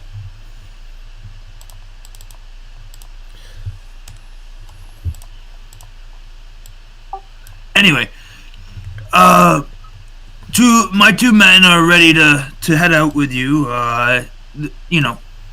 We do have long days around here, but you should get moving. Oh, well, thank you so much. And I don't know about anyone else, but I need a little bit of hair of the dog. When I pour some tequila in my milk. Perhaps this will help with the taste. But, yeah, ready to go. Yes, I need some fresh air after that smell in the cabin last night. Ooh.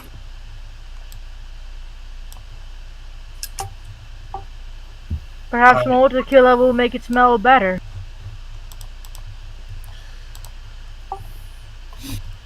Perhaps. So you the two men come with you, and you wanted to go round up the locals and then head up to the pyramid. Yes. Yep. Okay, and if you look in the notes, Mr. Posh, around breakfast, he pulled out a book he brought in his luggage and showed you a passage in the handouts, if you want to look. Oh, I was reminded of it last night when my mind was left flowing with our conversation after our visit.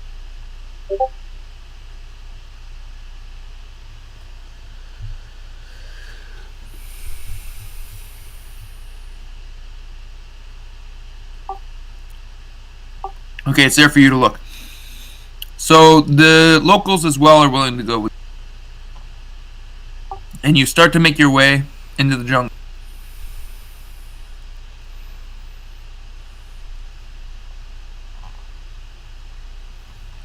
So after walking through the jungle for a bit, you come into the first clearing. As the trees separate and you step through vines and overgrowth and through thick ferns, you see sticking up out of the moss is broken stone walls and what look like large mounds of dirt, almost like burial mounds.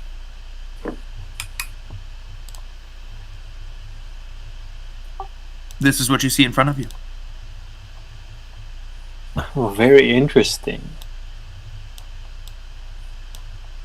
So this is the whole pyramid?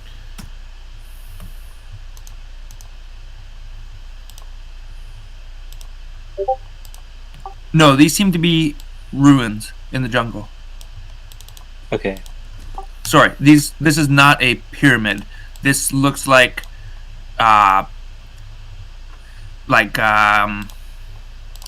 just like outbuildings or whatever, possibly, but still very ancient. Shall we explore these ruins, ladies and gentlemen? With great pleasure. Oh, yeah. I mean, geez, quite fascinating. I gotta get some of this. Huh. Okay. Things just... I can't seem to... The lighting's just off or something, or... But I'll get it, eventually. You're not... Yeah, you drop your camera... You drop one of your camera lenses and it shatters in the dirt. Damn it! I go to pick up the pieces, and I'm just like distraught. Ah, my camera lens. Oh, good thing I have backup, but Jesus. As you bend down to pick up the broken pieces, you see something over your shoulder, a pair of red eyes. What's that? Spook. Oh, just. But of course there's nothing there. Did anyone just see something? See what, Mr. West? I swear I could see red eyes over there. Oh, don't be silly. It's just the jungle. Let's head inside the temple. Maybe Perhaps the heat is getting to you. Yeah, perhaps the heat maybe and that curdled milk. left over from that smoke we were inhaling. Whatever. All right, lead the way. The smoke of the tequila you had in the morning. Yeah, it could be a number of things at this point. I'll head inside the ruin. And can I do like a spot hidden or like an archaeology? You can definitely do... Okay, so you go into the ruins and you're looking around. It's very weathered. There's a lot of growth on everything. But as you look at the walls, you see pictographs. There's a giant winged snake along one of the walls. There's men carrying other men bound in rope to a giant man sitting on top of a pyramid. There's a snake swallowing men whole. A snake biting into men and drinking. Blood, pools of blood. But also, below, this scene seems to be at the top of the mural that you come across. At the bottom is the corpses seem to be being thrown down by the snake god, and there seems to be men, but they don't look quite right, at the bottom picking up the other men, or the men that have fallen from the sky, been thrown down by the god, and carrying them and putting them in mounds of dirt and leaving them there. And then those men coming back looking like looking different, like the men who put them in the dirt. Huh. Doesn't that remind us of the hills of berries, like of dirt? It kind of does look like them. The hills that we just went through. Or Kind of, but this is just a pictograph on a wall, so it's hard to say. But it kind of does feel like the hills that you just walked over and around. Oh yeah, and I mean these markings, like they kind of resemble some of the imagery that I was invoked in the local story that they told us. Was it not? Yeah. Look at the pools of blood sort of draining from these bodies. I'll pull out my pocket brush and I'll start brushing for any like hidden anything covered in dust or any like pictures hidden away in dust. Yeah, give me an archaeology roll, please. Can I also look at it closer with my magnifying glass? Yeah. That I didn't sell for drugs. That's what I was gonna say. He's still got. Well, you know what? At least he kept the brush. He's an expert with the brush. I'm gonna Oh try. yeah, Go ahead. got that success. Your eyes. I am shooketh this morning. Your hands are shaky. No wait. So I'm gonna take some more photos, and I just did that, but I would use 2 more luck for that. I'm sorry, Mr. West, but you actually had a crit fail on that first photography roll. Oh, I did. So you're feeling. Yeah, 95 or above, I consider crit fail. Oh, okay. So you are upset. That's why you dropped your lens and stuff. Like you can't do. You're just pissed off. You're shook. You're too shook that you're not even going to take any photos. You're just like looking at the murals. Oh, okay. Yeah. Actually, yeah. One moment.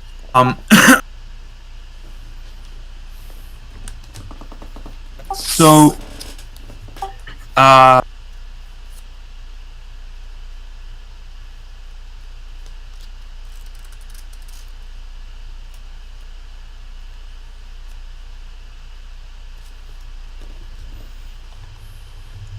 okay, so you, Mr. Newman and Mr. Posk, are going about clearing. You're taking your brush and you're slowly clearing off the dirt and dust and grime. You're going around and you're looking closer at the paint. You're looking at the figures and comparing is there, kind of what am I seeing here? So as you look at the creatures collecting the body, as you lean in with your microscope, Mr. Posk, you feel like there's actually two different looking ones. One of the creatures looks like a very damaged it looks like a human, but it looks very hurt, or like some of them are missing limbs, or their skin looks quite terrible. But if you look at some of and those ones seem to be doing like actually carrying the bodies, but there seem to be 4 other ones standing there under the god, but not doing any of the work, wearing armor and carrying large obsidian clubs, and they seem to be staring down at the creatures in poor shape, lording over them.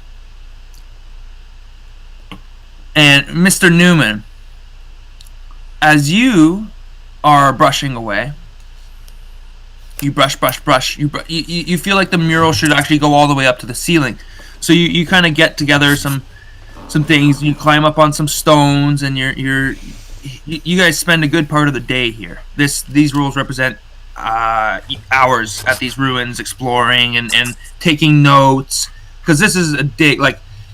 You're filling up notebooks, Mr. West. You would be taking photos, but you're actually too busy thinking about the voice, and kind of just watching these professionals at work. Mr. Posk is making notes about these figures seem to appear different than these figures, and taking doing sketches and charcoal rubs. And Mr. Newman, as you're clearing away, you start to see, there might be another figure here. Yes, I see. It was actually covered up here, and you're brushing away, and one final figure seems to appear in the mural, and it looks almost like an Aztec god, but it seems to have the pallor of the creatures down below. And it has burning red eyes. I'm going to need a sand check, Mr. Newman.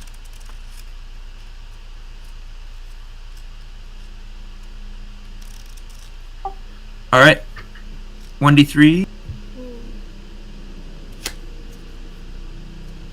You lose 2 sanity. And... No, sorry, I rolled it. My bad. You lose 2 sanity, and you jolt backwards, and you're kind of teetering on the rocks and things. Can you give me a dexterity check, please? You can spend 2 luck. I can use luck. You can spend that 2 luck if you'd like. Yeah, I'll do it. So I'm an old man. Yeah, you gasp, and you start to teeter backwards on these this rubble you've climbed up on, and your foot slips, and you start to fall, and you hear a voice in your head whispering, "Mine." Well, that wasn't a whisper. You hear it call, "Mine," and you start to fall backwards, and at the last second you steady yourself and fall back forwards towards the mural. landing So- against it okay. and staring down into the eyes of this of the creature on the mural. So is the creature like? So it's an Aztec god, right? And it looks like the flying snakes. No, it looks like a man. Actually, Okay. it looks like a god in the sense of like it's covered in like he's wearing a crown. He's got like jewelry on him, and he's very big in the mural, and he's got like flowing robes off him, and like a giant headpiece and stuff like that. So like he's either a high priest, a king, or a god. Is there any like words or names or phrases on the drawings, or is it just pictures? Yeah, is there any Um, Muapu?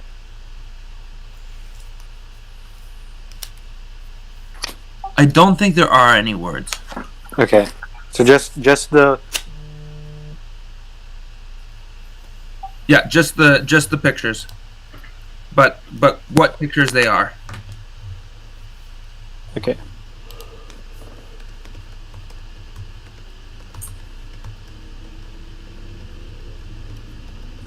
Is there anything else in the temple? Did we explore the whole thing? Mr. West, Yes. you look at the mural, and you again hear the voice when Mr. Newman uncovers that final pictograph. You hear the voice also call mine in your head, and you feel a pull towards the pyramid, or where you think the pyramid is, and you also get the feeling that the pyramid really is where the photos of a lifetime are. You're mucking around here. Like, greatness awaits at the pyramid. Oh, you guys done here? I think we need to keep moving. There's more to explore. I feel we're on the verge of something great here. Come on, let's go, guys. Come on. Indeed. Are there other natives still with us? Yes, they are. Can I show them the picture of the god, and can I like gesture about like what they could name it, or like ask them what they call it, or what, like any language I can speak in Spanish?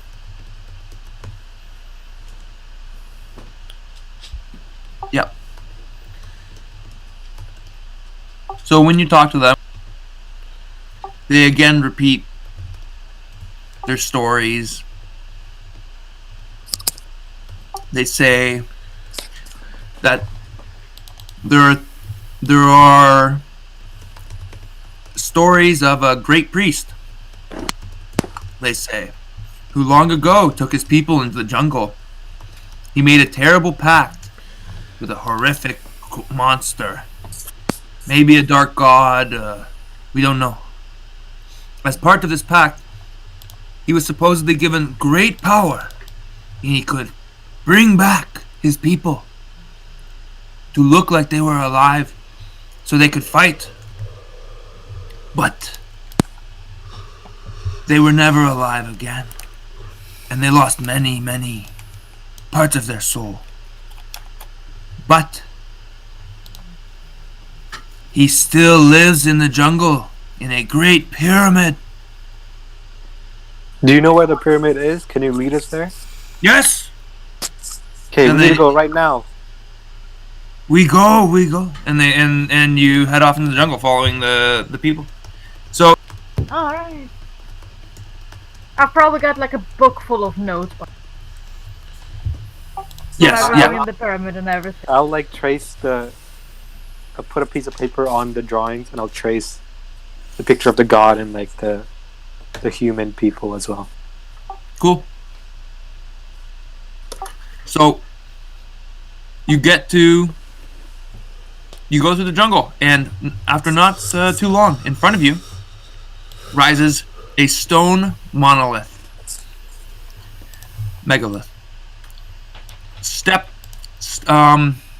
Four-sided with flat steps, these giant steps, if you will, on every side.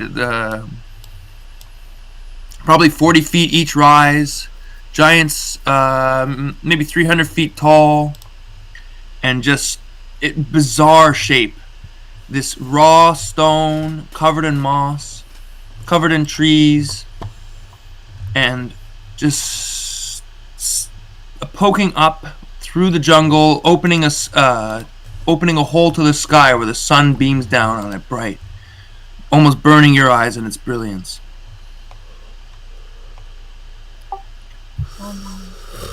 That was not a particularly great description. I don't know. I wasn't really prepared for the pyramid. I don't know. It looks like an Aztec pyramid. My apologies. You see an opening in the side. You feel you could enter through, and you also see the stairs heading to the top. If you wish to ascend. Yeah, come on, guys. Let's not stop Let's here. ascend. Yeah, let's go. We're on the verge of greatness. All right, which way? Do you want to go up the stairs? Yeah. That seems like the most logical path. Is there any? Okay, we're up the stairs. Okay. So you climb the stairs, climbing through in the hot sun, in the humidity. As you reach the top, and cross the crest, and head onto the top of the pyramid, onto the plateau. You look ahead of you, and you see a large stone plinth. You approach the plinth, and there is a massive lid on top. Carved into the lid is again this what you would take to be a god, a picture of a god.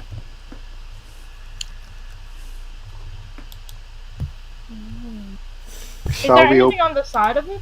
Yeah. Yes, there is a snake biting its tail wrapped around the four sides. It looks like the snake from the ruins. I guess I want to spot. Are the natives with us? Oh yeah, No, they stayed at the bottom of the pyramid. They didn't want to go. They didn't want to enter. Perhaps we should open it, but I have a bad feeling. I don't know if I highly doubt it would be alright to paint the findings. For all we know, there could be some form of mummified persona here, and by the time we open it, we might completely destroy the spell.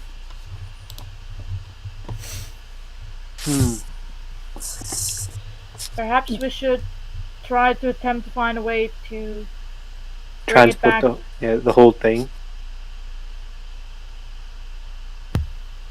But it would be a shame if we destroy such a treasure by being carried.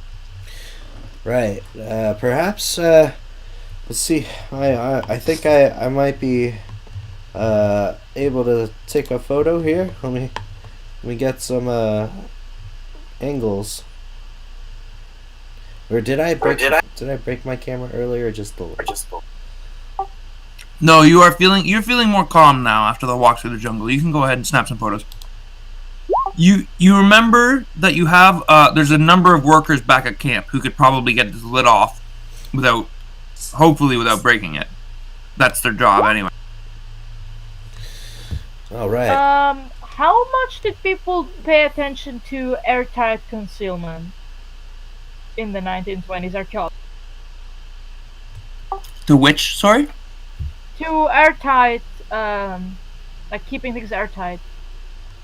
You know what I mean? Like some relics, or mummies will fall apart if you open airtight spaces. We're shipping mummies in wooden boxes in cargo ships. We have no idea what we're doing in the 1920s. Okay, let's open it up, guys. They mostly desecrated everything. Yeah, I can see that. We don't even really view non-white people as people. We're really bad. Can I try opening it? Yeah. Yeah, I mean, this thing weighs hundreds and hundreds of pounds. You go to lift the lid, Okay. you can barely move it. Can I? I'm gonna investigate the area, see if there's any hidden traps or buttons or mechanisms. Sure. Not particularly. The sarcophagus seems to be the main focus. There's a lot of beautiful artwork, beautiful carvings, jewelry and things, and all of it seems to have the same motifs and style as the ruins and as the sarcophagus, which is starting to unnerve you the more you look at it. All right. Was there? So is this the main chamber? This is clearly the god or whatever. Doctors, is there more exploring to do, or should we, try and get some workers or something to help us open this? What do you think? Is there any we went up the stairs of the Aztec temple? Did there seem to be any ways to go inside the Aztec temple at any point? Like deep. You went in it. It was just a one-story ruin. It was just it was like a kind of a complex, but it was all one story. You came to the top of this pyramid. There also seemed to be a doorway that led into the center at the base, on the first floor. Oh, we should go back and check out that door. Yes, So I there's don't not- believe this will be moved. Yeah, so there's nothing else in this floor except the sarcophagus. And a lot of artwork and things. But yeah, that's all. Well, Mr. West took his pictures, so Yes. Very good. Oh, beautiful. yeah. Magnificent pictures, Mr. West. Is that you moving? This is great.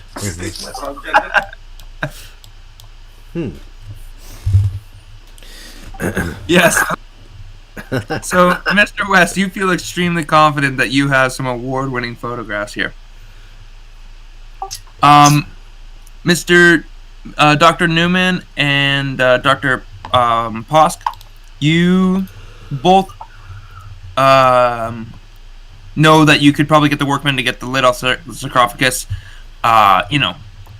with relative ease. You just need to get them up here, and that might be something you'd want to get done. But you head down and under the pyramid, and when you get underneath, when you go through the doors on the main floor and you head in, you again walk down these long hallways covered in all these pictographs, very similar theme. And you get into the center, into this big chamber. Again, the walls covered in these serpents, and there's snakes biting and draining and eating, but there's just a dirt floor and these walls, and that's it. I'll pull out my pocket brush again, and I'll dig through the dirt and stuff, because this was an ancient temple of the natives around here. They must have tools or arrowheads or something in this dirt. Yeah, why would they build a room and put nothing in it? All Exactly. right. I'll join him. I guess I'll help you guys look around here. Should we do spot hidden? Or All right, archaeology. Mr. Newman, give me an Yep. intelligence roll. You think it'd be better to get the workmen to come and dig for you? Okay. Ooh, wise. Of course. So there's nothing that sticks out right now. Should I? Like a. Well, you think about getting down on your hands and knees, but then you realize that you're a gentleman. Okay. All right, so we need. I am by far too old to be digging up. Great. So there's nothing that we can spot, just laying not on the ground or anything, right? At the moment, you get down and you brush some dirt around, and there's more dirt underneath. Okay. Well, guys, gentlemen, it seems that we must go back and get some laborers to help us explore further this area, and I am very excited to start processing these photos. Yes. I suggest we first explore the dirt in this room, and then maybe later we can get the sarcophagus into the camp. Oh, did we? Yes, on the way back. Did we bring any laborers with us? We got 2 guards and some of the local folks, right? Sure. Yeah, I mean, I guess you brought them. Never mind, that makes sense. Okay. Or Yeah. we can send like one of the guards to go get them. You realize that that you left them back at the ruins to kind of start. You gave them some preliminary instructions there to set up a dig and stuff. So you send the guards to go back and get them, and they come to the ruins here, and they say to you that they'll start to work setting up a system to get the sarcophagus off. But Mr. Newman tells them to start digging. Is that correct? You seem focused on the room downstairs. I'm open to any suggestions. I mean, yeah, let's get them to check out the room real quick first. Okay. So yeah, they start to dig, and after a bit, they call you back in, and they say, yeah. In Spanish, they say, we found something. And they dug down into the dirt, and a 4-foot kind of square hole, straight down, straight sides. There's or that doesn't really make any sense. They dug a big ass hole. They've dug a bunch of dirt and just kind of seem to have dug all over the place, and they've finally gone down and hit something, and it's a big stone slab door, kind of like a trap door or whatever, and they seem to have pried it open, and there's cold, foul air rushing out. Oh my. This is getting even more inside. We More found a thrilling cave. now. An underground burial site. Well, Man, perhaps bring some rope. this we is must where the real explore this. treasure is. Yes. Keep your camera ready, Mr. West. Let's head down there right now. I'm ready. All right. So you let yourself down on ropes and such, straight down onto solid stone, and you turn and look, and there are 4 doorways around you in the darkness as you hold your torches up, all of them stone, and the whole room has a dry, rotting smell.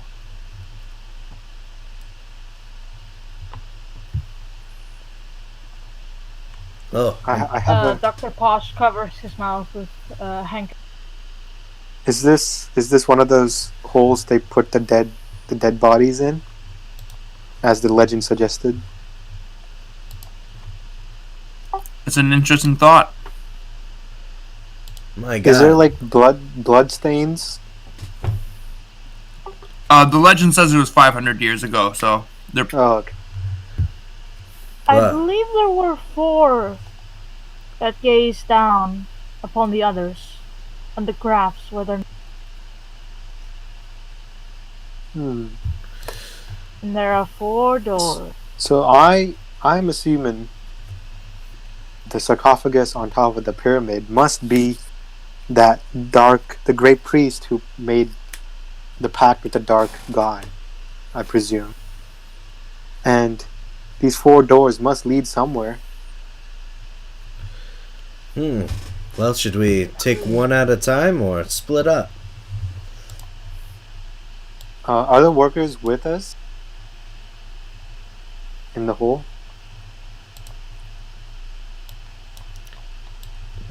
I mean, I suppose we could call them down if not. I mean, we could send them down the hole. We don't need to go. We're gentlemen. class privilege leaking through already. I studied at Yale. Well, yeah, I mean, let's send them to go explore, I guess. However, I believe we should all supervise one of them, one of the groups, or else who knows what they might break by accident. I'm just gonna take a peek behind one of these middle doors. All right. So these doors are extremely heavy, but they're not very big. So, with some effort, you manage to push it open. Darkness is inside. You thrust your torch in, and I need you to make a sand. Oh boy. Oh boy. That was synchronized. Oh my gosh. Oh no. Oh, Uh, only Oh. is everyone crowding around Mr. West as he opens No, the door? I assumed I was looking into the Oh door. yeah, because it's heavy. Yeah, and we're sending the men. We're thinking Okay, about okay. sending the men in. Yeah. Yeah, Mr. Newman looks and Mr. Posk.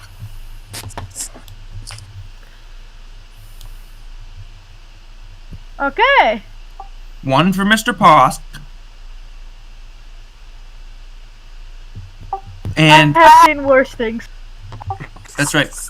And 1d6 for Mr. West and Mr. Newman, please. Well, whew, that was a close one. You got off light. So, Yes. So 49. you are used to these kinds of things. Mummies in the dark. And neither of you gentlemen are too rattled by it. But here in front of you, indeed, are several desiccated figures, wrapped in bandages, standing in the darkness, in little alcoves. And you feel like the room, you see 4 of them in this room, 4 figures, and you feel like the room stretches on a little further. But they're just dead bodies. None of them have moved or looked at you. Are there any tools or weapons or anything near the dead bodies? No. Okay. So just the dead bodies. Just there's no adornments or nothing or anything. They're just corpses wrapped in linen standing in the darkness. Okay. Men, take these bodies and lay them on the dirt above.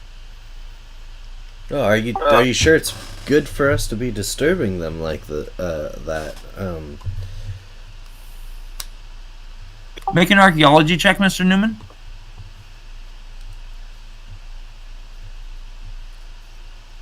You know that that's not a great idea. Okay. Well, where would Yeah. I put them then? You think that here is actually a good spot to leave them for now until you've kind of like when you're ready to go, get them out, get them in crates full of sawdust or whatever, and move them to the coast quickly. Okay. So there's nothing else in this cave except There's those 4 something bodies. further in the back, but we haven't gone to look yet. Okay. That's We have right. to walk. Yeah, Dr. Posh is going to step inside and after looking at the 4 mummies as he passes, go and stretch out a torch to the back. All right, Miss Dr. Posk heads into the room. He wants to make history. Do you gentlemen try to follow, or do you let him make history alone? I will follow. Yeah, I'll follow. I will follow you.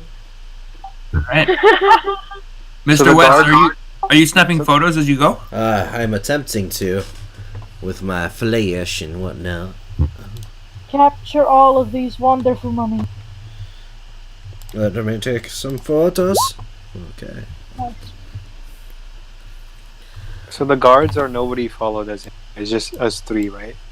They didn't call for anybody. We're writing history.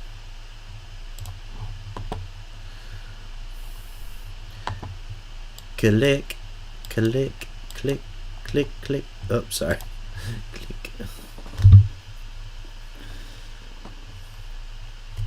All right. I need another sand roll from you 3. Oh, Of course. come on. It's, what are the... Ah!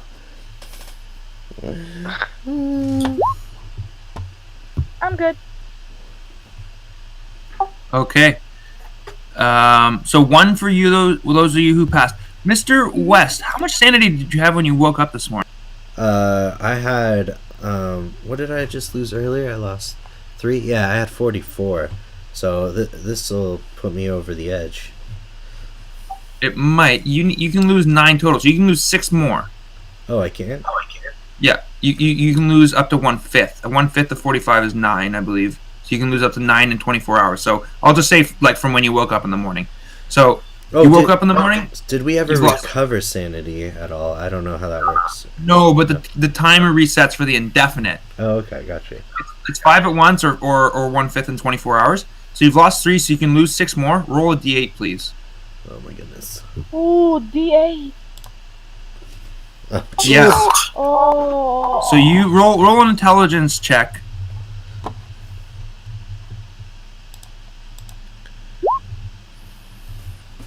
Oh. Yes, excellent.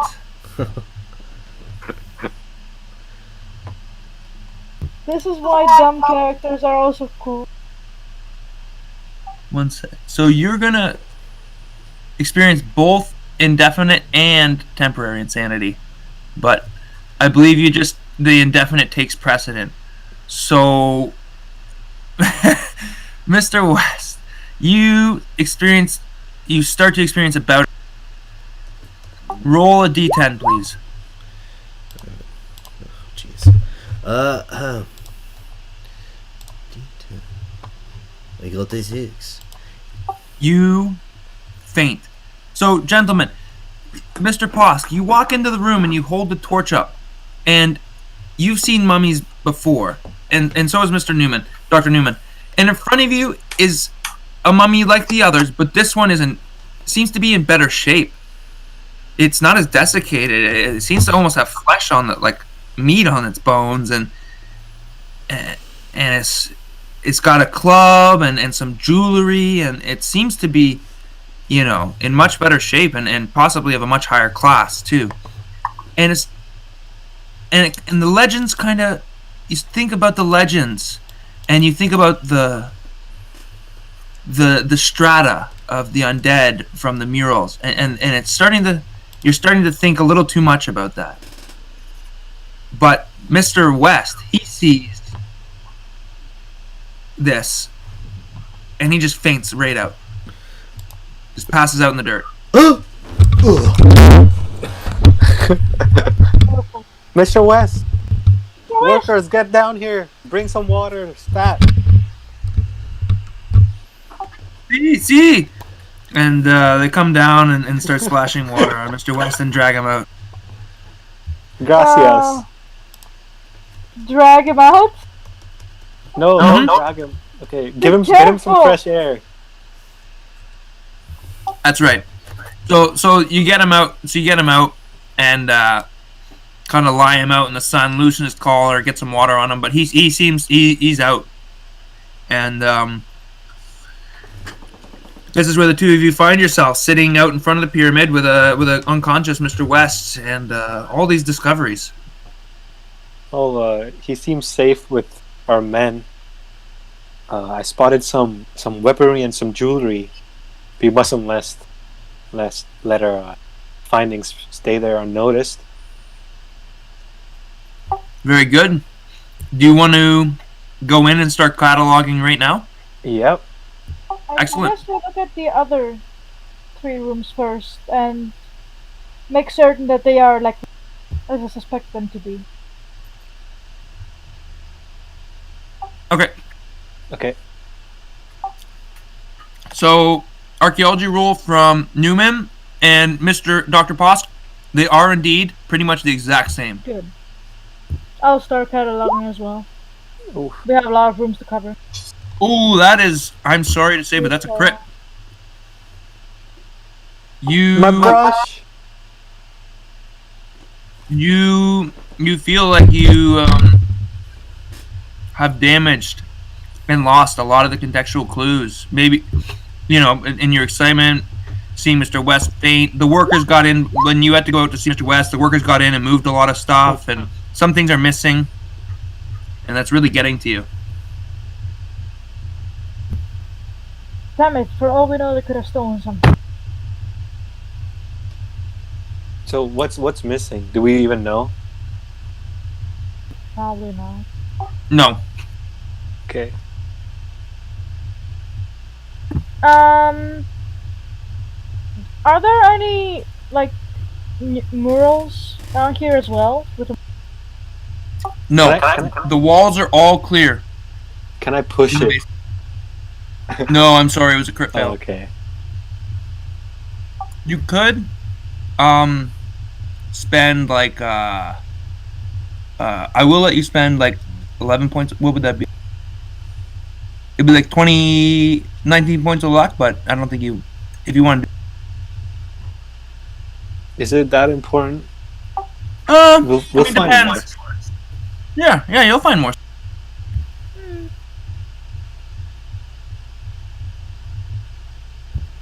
Okay, I'll tell the workers. Let me know when Mr. West wakes up. All right. Meanwhile, on the mummies. Yeah. I probably don't know that much about like what they are wrapped up in and everything, but from what I see and everything, could I estimate that it was like 500 years ago, or like can I make a rough time estimate for how long like these bodies have been here? That would also be an anthro or archeo roll. Yeah. Success. They do indeed seem to match the timeline. You would say, based upon the jewelry, the weaponry, the weaving of the cloth and everything, you would say it is about the same time, 500 years. Okay.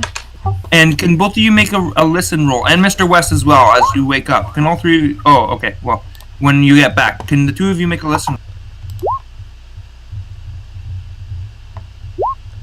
I have always been a bad listener. Oh boy! Oh boy! None of you hear anything. Everything is normal and fine. And So is Mr. West we're kind of back, or is he? He'll be back in a second. Looks, I guess. So, Mr. Newman, some stuff is missing, and you're not sure what, but you do your best to catalog, but you do feel like a few pieces have gone missing. Okay, I'll talk to the workers about this. I'll keep looking around. And Mr. Posk as well. You do you share with the group your assumptions about the age of the that this all matches the estimated timeline we have for the story. And if I remember back at the guy at the sarcophagus problem at the top, did it also like the stone? I probably don't know about stone aging and smoothness. I mean, yeah, you would. Okay, so would that also be like the 500 years that I estimated for everything done? Yeah, you feel like this whole pyramid, all of it, is 500 years old, and it's all of the same theme. It's like it's clearly from the same artist or culture. Like, this is all built at one time. Mm-hmm. The mummies in the basement were probably put here at the same time as the sarcophagus and as the artwork. It was all built as one piece, as you're feeling.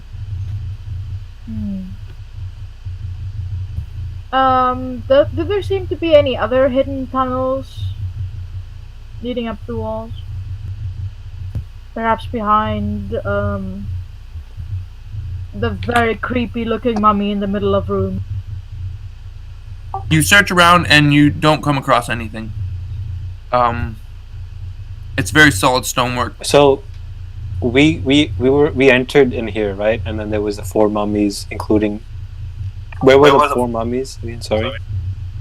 Yeah, you dug down, and then there was a trapdoor. You came through the trapdoor. There was like, kind of 4 doors on either side of you. You went up to one of the doors. You went through one of those doors. In there was 4 mummies.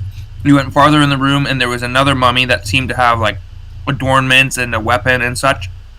So all this is new stuff we haven't explored, right? Well, no. Dr. Posk went in the other rooms, So and it was similar. Okay, I see. Okay.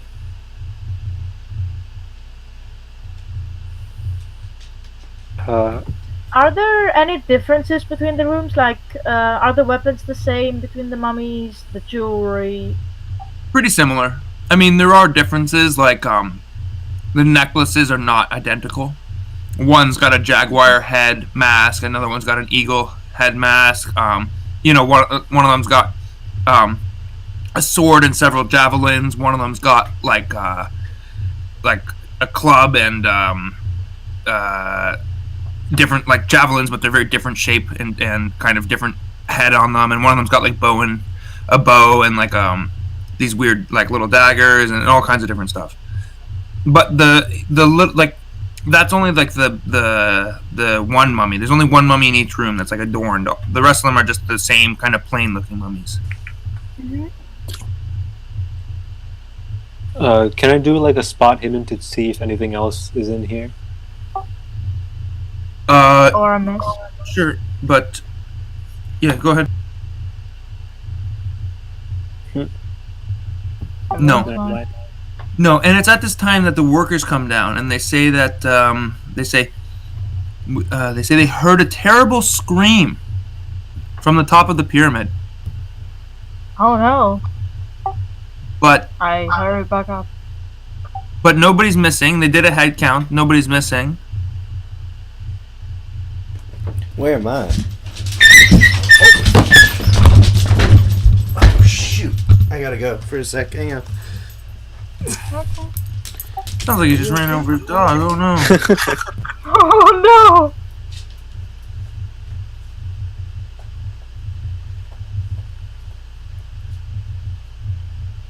Anyway, yeah.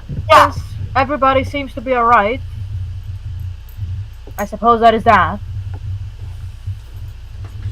Shall we go lift the sarcophagus seal now, gentlemen?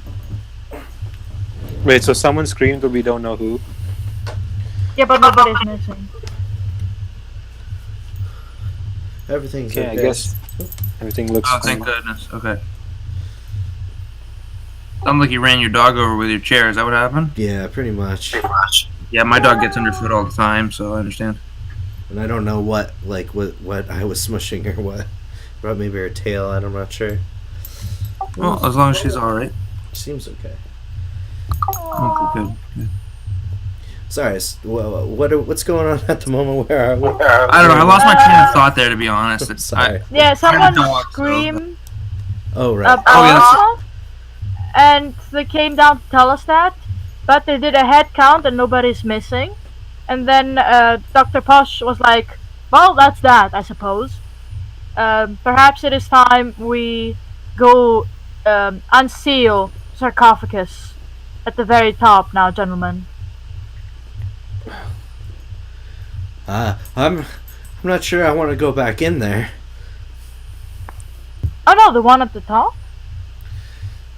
Where did you guys run? You're back outside of the pyramid, Yeah, they brought you back out. Like, you're on the front lawn or whatever. right? And they're outside now too, and they're That's saying correct. They let's came go back there. out. Like, they did some looking around downstairs and cataloging and stuff, and then they came out for a break, and the workers told them they heard a scream, but no one was missing, so they didn't bother you. But they told you around, like, over lunch or whatever. And now you guys just had lunch, and they're recommending you go up and open the sarcophagus. And the workers have said they've got the stuff ready to open sarcophagus. So What is my condition? you're fine. You just passed out. Okay. You remember seeing these mummies, and you were overcome by the heat and the trip and just the feeling and everything. Okay. Oh God. All right. Let's go check this out. Let's get this thing over with. Are you okay, Mr. West? Yeah. I just something about everything, seeing those mummies and it's hot. I think I'll be okay.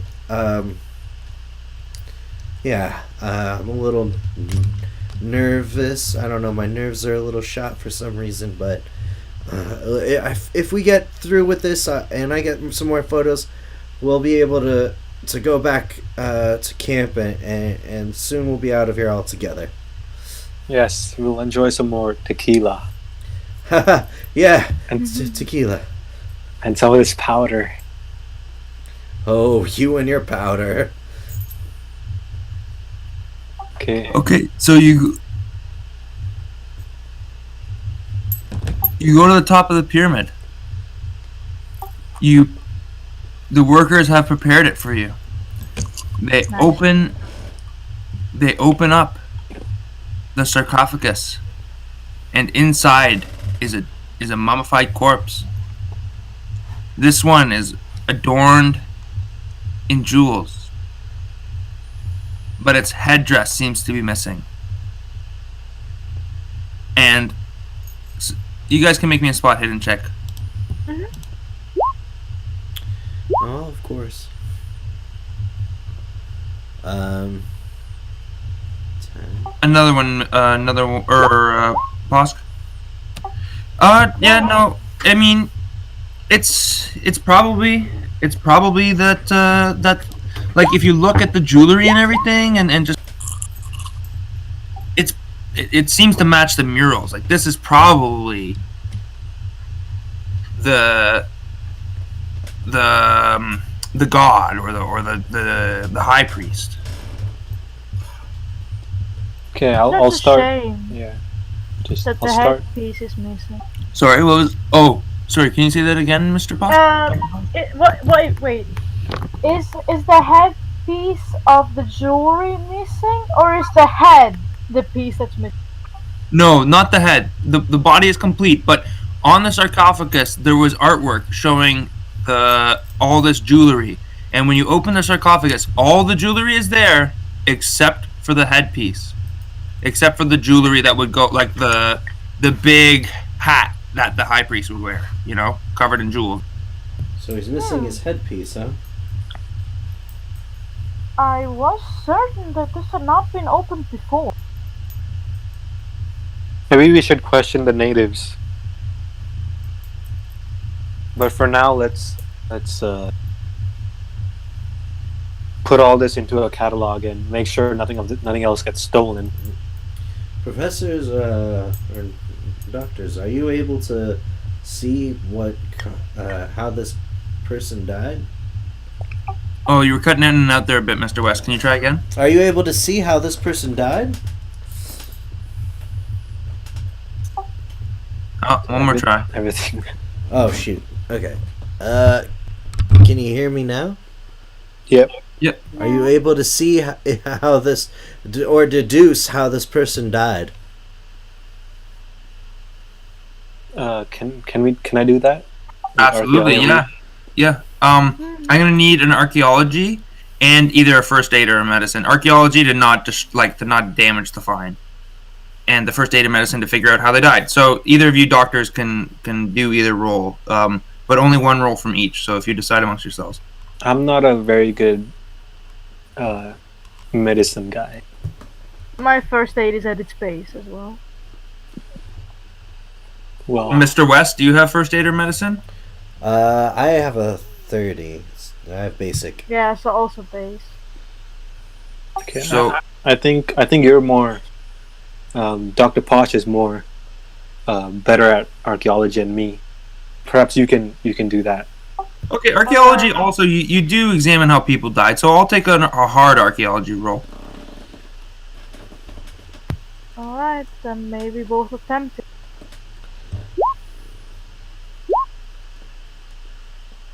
Can I spend 2 luck and make it a hard Absolutely, you can. Yes. Yeah. Good job, Dr. Posh. Okay. So you lean over the sarcophagus and you start to examine. The other gentleman, Mr. West, is taking photos in the background. Dr. Newman is starting to write in his book and take notes and do sketches. And he's told the soldiers to watch over and is carefully watching the workmen as they start to box up the jewelry as you remove it from the man. And as this goes around you, Mr. Posk, Dr. Post, that you look in upon the corpse, and I actually want a sanity check from you, please. Oh boy.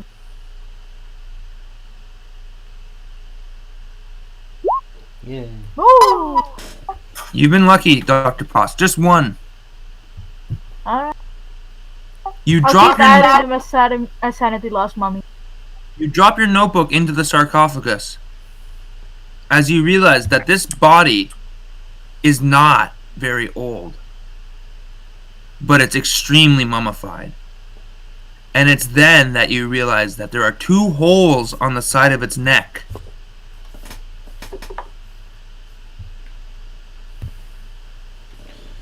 Ah. And that's how he died. He was drained of his blood and mummified in a matter of moments. And he might have died yesterday, for all you know, or an hour ago.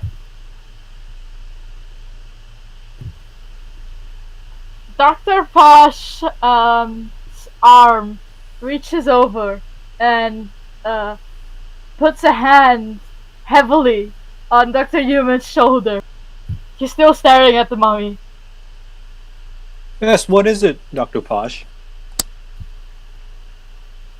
May I have a private word with you on the findings? You can tell his yes. hand is shaking on your Yes, of course. He pulls you out to the side and looks around pretty cautiously that nobody over here.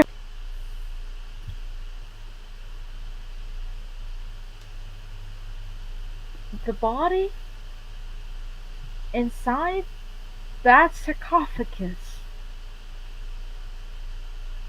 is not 500 years old. That's insane. It's been sealed for so long.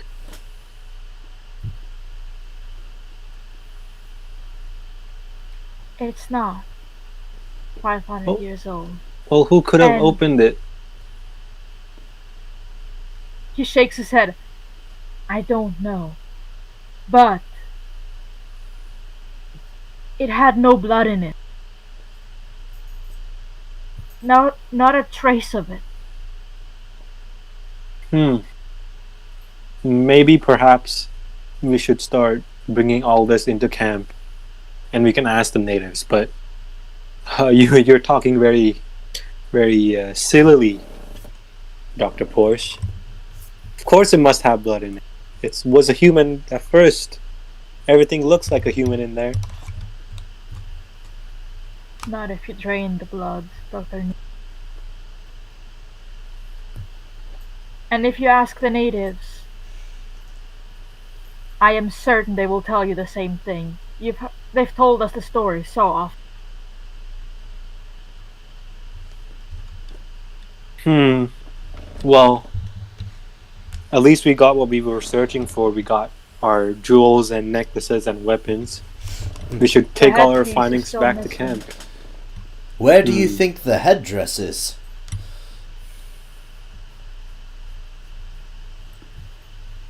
The most Are there any important like artifact. footprints, or is there like? Can I look at the thing that was sealed on top of the sarcophagus? Like, is there a way to open it from inside? Yeah, when you opened, I could have you do an archaeology roll or whatever, but when you open the sarcophagus, you get the feeling that it looked like it had never been opened before. Like, if it had been grave robbed, the grave robbers wouldn't have sealed it back up, and the body would not have been preserved. Moisture would have gotten in here, and it would have been destroyed. There is almost no chance that this sarcophagus has been entered into before. Or whoever entered into it didn't take anything except for the headdress, if there was one, and then they closed it back up perfectly. Yeah. That's the only way you could think of it being opened. If a grave robbers came through, everything would be gone, and the body would just be lying on the top of the pyramid, smashed. You've seen it before. You've seen what grave robbers do.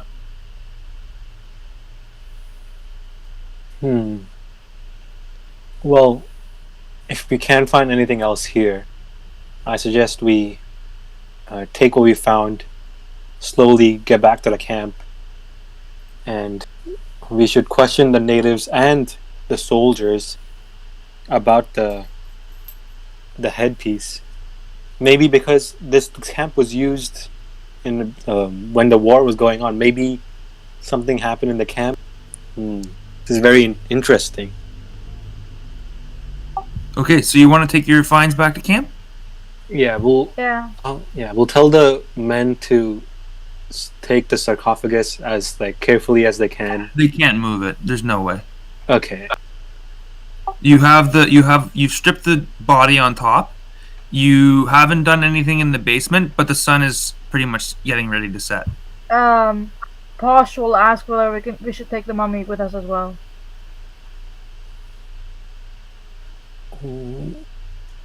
Well, we'll have to. Do we know enough to not damage it with our archaeology rolls? You feel that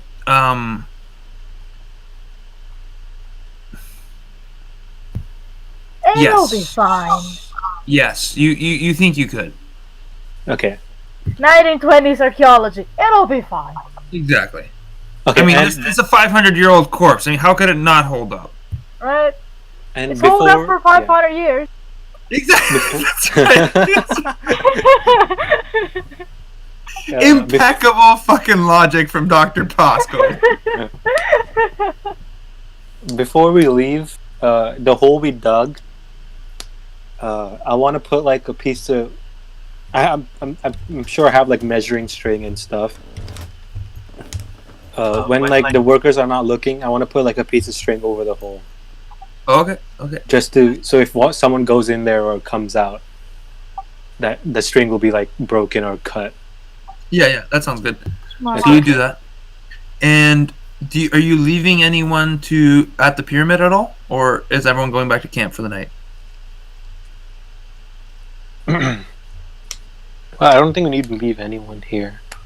You don't want to leave a couple of guards. All the treasure in the basement is still there. Oh, okay. Yeah, let's leave a few guards there. Yeah, we leave 2 guards. All right, they demand. They pretty point blankly demand a bottle of tequila to stay there. Sure. Do we? Okay. Yeah, I'll also give them tobacco. Okay. Then they settle down. They sit. They grab a couple of stools out of the back. They get in the jeep. They blaze back to camp. They blaze back again, and they get a couple of stools out and a pack of cards, and they sit down beside the hole to the basement, and they start drinking and smoking, and that's their guard duty for them. I'll show them some of the powder, and I'll be like, "You guys want some of this?" Voodoo powder. What, do you want us to stay on watch, or do you want us to watch the cosmos? Never mind. Dr. Newman. Yeah? He just nods at you. Okay. It's not illegal in Mexico. Yeah.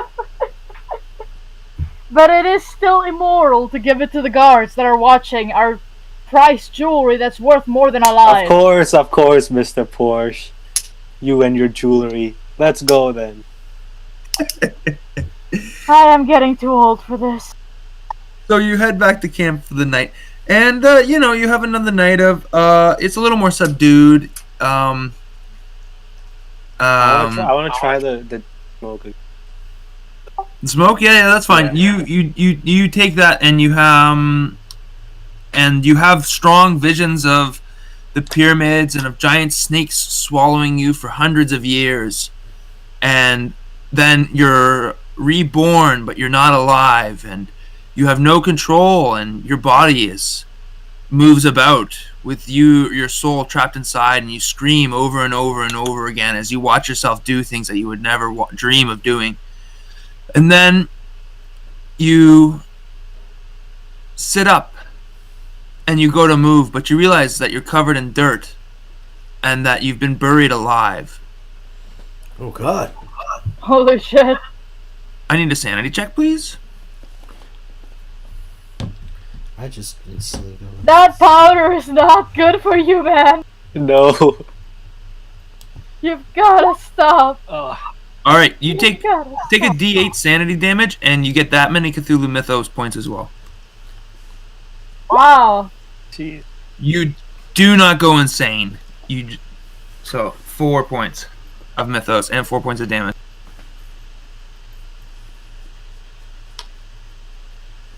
Okay. And that's your vision.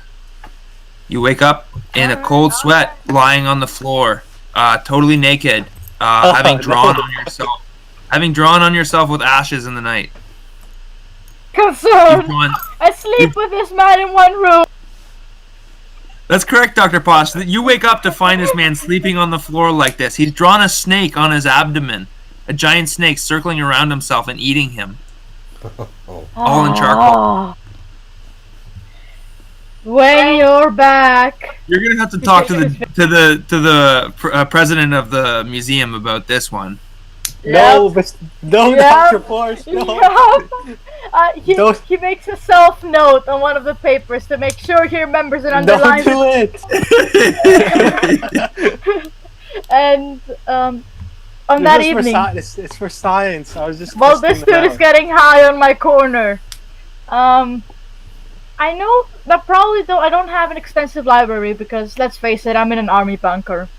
But is there any chance I will have a small collection of archaeological books fitting to the theme that we have brought along for the research sake, and I could possibly look into for what the hell I just saw today at that crypt?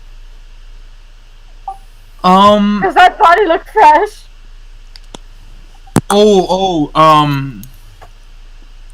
Yes, you could do that. You definitely can do that. So just give me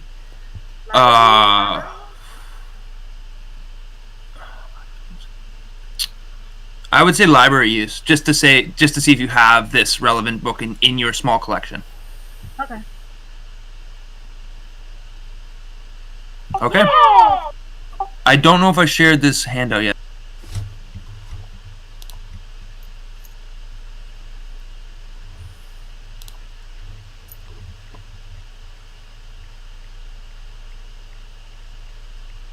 All right, new handout, everybody. No, you had not. Dr. West, are you here?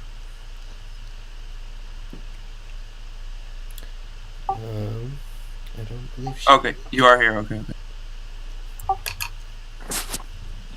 So there's a new handout, everybody. Dr. Posk shares a passage from his book with you all. Do you want to read it out loud there, Dr. Posk? Sure.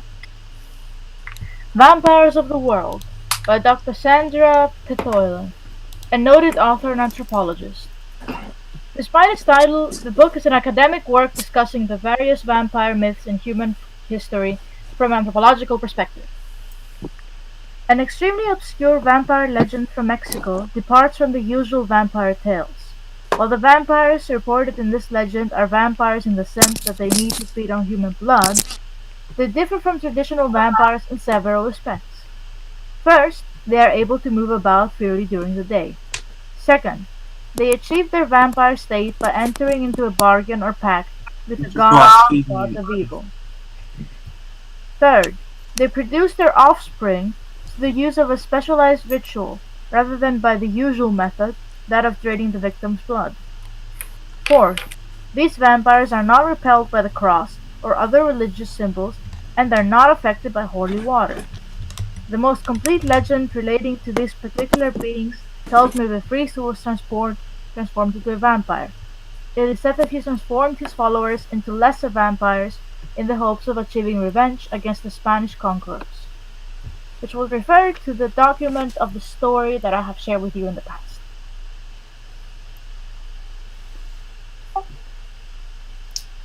Wait, Doc, so you telling me we're dealing with vampires?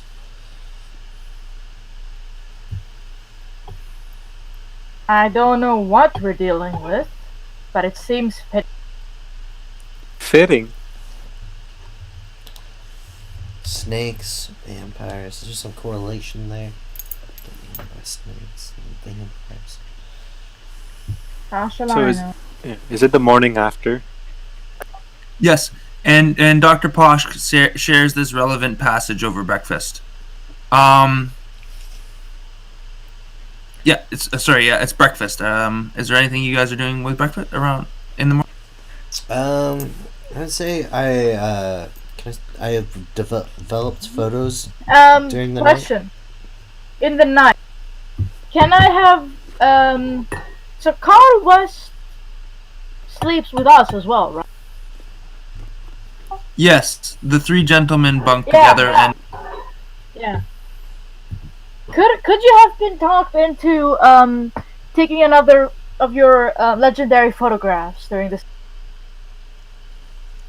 No, did he photograph me? Wait, yeah, I would require some evidence for this trip's. All right, let me see what I do here. Oh yeah, I got some lovely photos. Oh, I really hope you really captured the last one with the ash and snake. Oh. Mr. West, delete those. I got it locked in. What? No. What is this delete you're talking about? Discard those photos, Mr. West. Well, I think you're gonna have to roll a blackmail check. Is there? Why must there be a check? I find that we already have the upper hand over Mr. West. You have a blackmail check. If those photos get out. Is there an actual sometimes a stat for blackmail, or would you? No, but if you made a crooky character, you could add it. There's intimidate, kind of works. Well, you know, we'll see, this could be very crucial to the research. We should. I'm just gonna hang on to them for the time being. Okay. Listen, Mr. West. If you discard those photos right now, I'll make it. Put some money in your pocket. Oh well, you know, yeah, you can have these photos right here. Well, not those. I need those pictures of of me, Mr. West. No, yeah. Here are the pictures. All of them? I mean, all of the ones that are currently developed. Yeah. Darn you, Mr. West. No, I'll go back. I'll storm out of the room. All right. Well, things are getting interesting over breakfast. I didn't plan for this much intrigue and drama. Well, there's a vampire obsessed doctor. There's a high doctor that's a drug fiend. So. Can I I'll be looking over all of the photos I've taken so far and see if there's if I notice anything that I didn't see before in the photos. Maybe. Oh.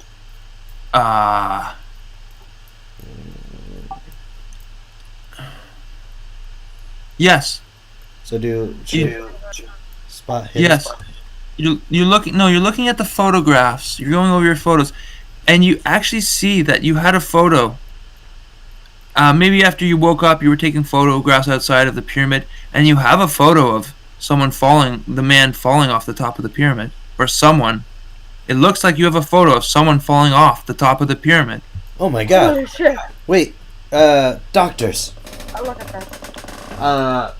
You guys said that you heard a scream and you came out of the pyramid? Someone else did, yes. Look at this! And I show them the photo of somebody falling off the pyramid. And there it is. It looks like... Well, no, it's just a blurry shape. But he has a couple photos just of the general shape of the pyramid. And it actually looks like there's a dark shape on the top of the pyramid moving across it. And then it looks like there's a man falling off the pyramid. And disappearing. I think we should take this picture to the commandant. What's his name? Eduardo. Commander? Yeah, Estevan. Yeah. Tell him to have his men search for this man. He must be the one who took the headpiece. I mean, yeah, let's He give her... must be dead. Perhaps. Look at this fall. Even if he didn't die outright, just the amount of broken bones. We wouldn't have just heard a scream. We would have seen somebody on the ground. I mean, we need men to to search the forest. Yeah, did we even search nearby around the pyramid? You would have seen a man land at the base of the pyramid, or you would have found him. Like, if you guys were at the front, if he'd fallen off the back, you might not have seen him right away, but somebody would have found him. Yeah, because you know what I mean. It would have been impossible around everywhere. Okay, I think we should create a list of steps on what to do today. Wow. I mean... Dr. Posh puts the parchment that had the vampire things written on the table. So. Well, what should we do first? I think we should investigate the military camp a bit more, because it seems old. That could be an option. All right, you want to go talk to our friend Estevan? We can also ask more questions to the natives, maybe, because they must be living here for a long time. They must have had some experience with the temple, because they've had these visions and stuff, and had their whole history is based off of the temple. And we need to check on our soldiers and get all the rest of the jewelry and stuff out from the base. All right. I believe there is one more thing we should consider. And that I know it is sacrilegious of me to suggest this, but if we do become certain that there is something wrong with that mummy we have, and that it's not what we thought it was, maybe we'll be right to open it and see for ourselves. Okay. One more thing. We should delete those pictures. Perhaps at the end of it. Okay. Sorry, Dr. Posh, you've already opened the sarcophagus. What did you mean with that comment? Open up the mummy, the bandages. Oh. Which is sacrilegious to him, but it's also like, well, this is a fresh body. Right. Okay, that sounds... Did we already exhume the body, or is it still back at the pyramid? We took it with us. Oh. Yes, it's in camp. Okay, so let's do the camp stuff first then. Yeah, so you'll check out the body, and then go talk to the commandant, and then you'll head over to the native village, and then you'll head to the pyramid to check on your guys. Cool. Excellent. And then delete the pictures. Maybe. Yes, we'll see. Yeah. Should have thought before you took hard drugs in the jungle, buddy. Anyway, it's for science. Especially on a business trip of all. Anyway, so you go to check the body. None of you have the medicine, but Dr. Posk, you have archaeology. So again, we'll let you do an archaeology check as a medicine check. We'll need a hard. Can I do it as well? Sure. Ooh. Nice. All right, so Dr. Newman's on it. He looks over. You both start to open up the body. You've worked on cases before, on finds before. You're talking back and forth about it, and very quickly you realize that this is not an ancient Aztec warrior. This body is in good shape. I mean, relatively so. It doesn't have all the diseases that someone of this time period would have. It doesn't have all the stomach parasites and the scars that you would see on someone's stomach from the parasites. It doesn't have any of this stuff. I mean, I don't know how advanced 1920s anthropology is, but we'll say it is. It's advanced. This body is of a recent human being that grew up in this recent millennia and got to avoid some of the diseases that were common in previous millennia. Not all of them, of course. We still have lots of diseases in the 1920s, but their diet was better. They're just a lot of things about them, seems to identify them as a much more recently born and raised individual. Does it look like the native villagers? I would like to eventually unwrap the face after we find about. Yeah, so you unwrap the face, and you don't recognize the guy, but maybe it's one of the laborers. I mean, he's got big hand. He's got well, he's pretty dry, but he's got some big hands and squat build and stuff like that. So yeah, you get. Maybe it was one of the laborers. Maybe this is a corpse of one of the laborers. So not the natives, but the laborers from Mexico. Well, let's, one of your hired help. Yeah, let's grab Esteban and maybe he can identify the body. Oh yeah, sure. So he come. Yeah, you go grab Esteban and you talk to him about your find and everything, and he's excited. He comes over and he says, "Oh, I mean, it looks like one of them, man. They look pretty similar, but maybe it was one of those brothers that came together looking for money. I would say he certainly doesn't have a noble look. He doesn't have a noble look about him. He's some sort of worker or peasant, yes. Well, are you missing any of the men or the laborers that were here? No, none of the men are missing, but I do need to check on my men at the pyramid. I'm finding I'm a little stir crazy here, so maybe we should head. I'm going to get in my jeep and head down that way. Shall we drive together? Check, stop in at the village and then just check out the pyramid for the day. I'd honestly like to see it now that I've heard so much talk about it.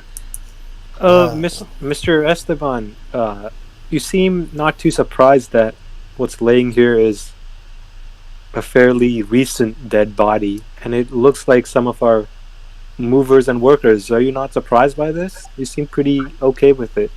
Well, you gentlemen tell me it could be one of the workers, but none of them are missing. It's a 1,000-year-old corpse. You ask me, could it be one of the workers? I say it could be one of the workers. It could be one of the workers' ancestors who lived in this area. I don't know. But it looks recent, even though it's with all these jewelry which are over 5,500 years ago.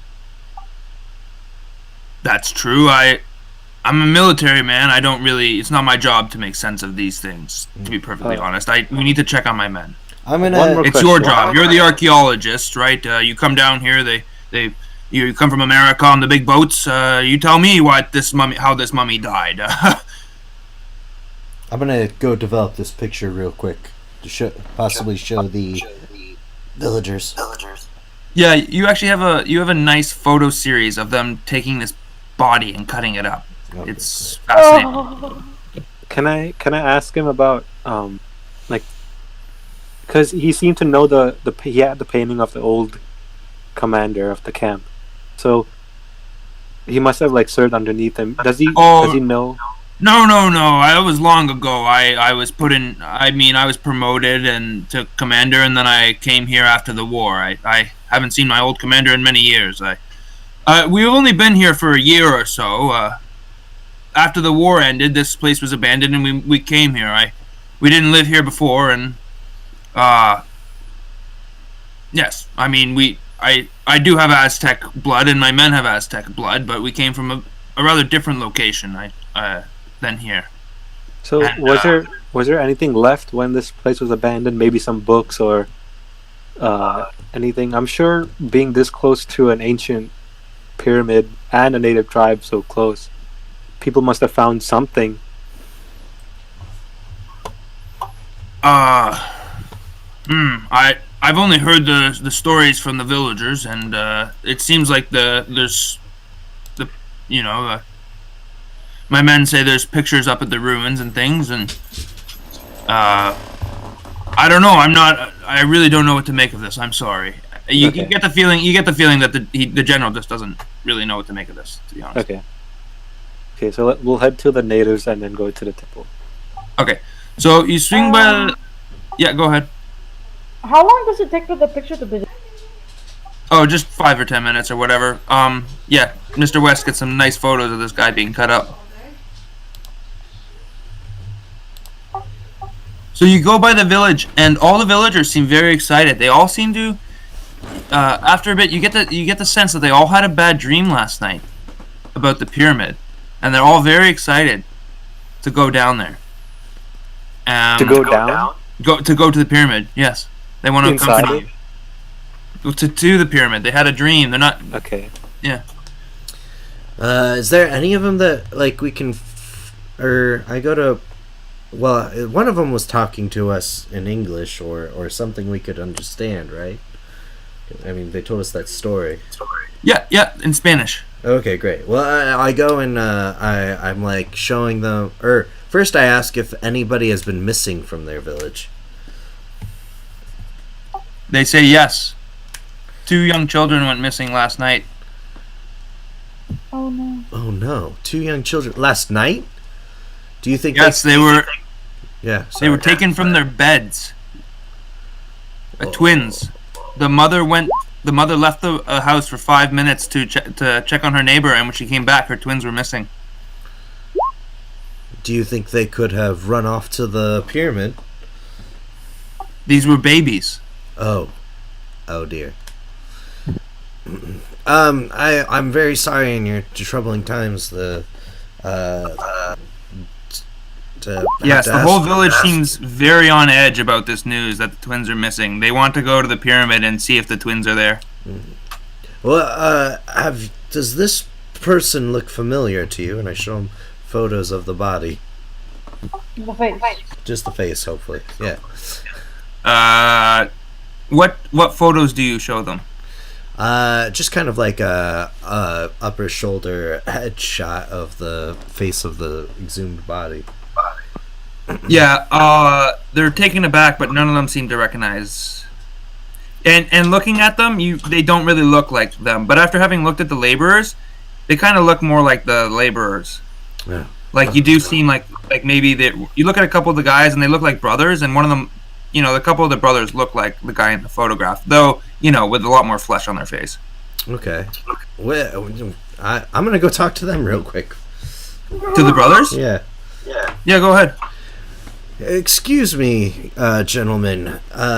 Does this look familiar to you? Roll me a psychology check.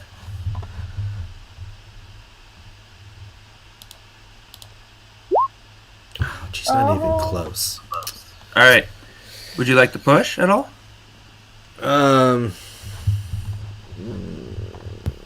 Yeah, I'm gonna try it. Sure. I'm gonna go crazy.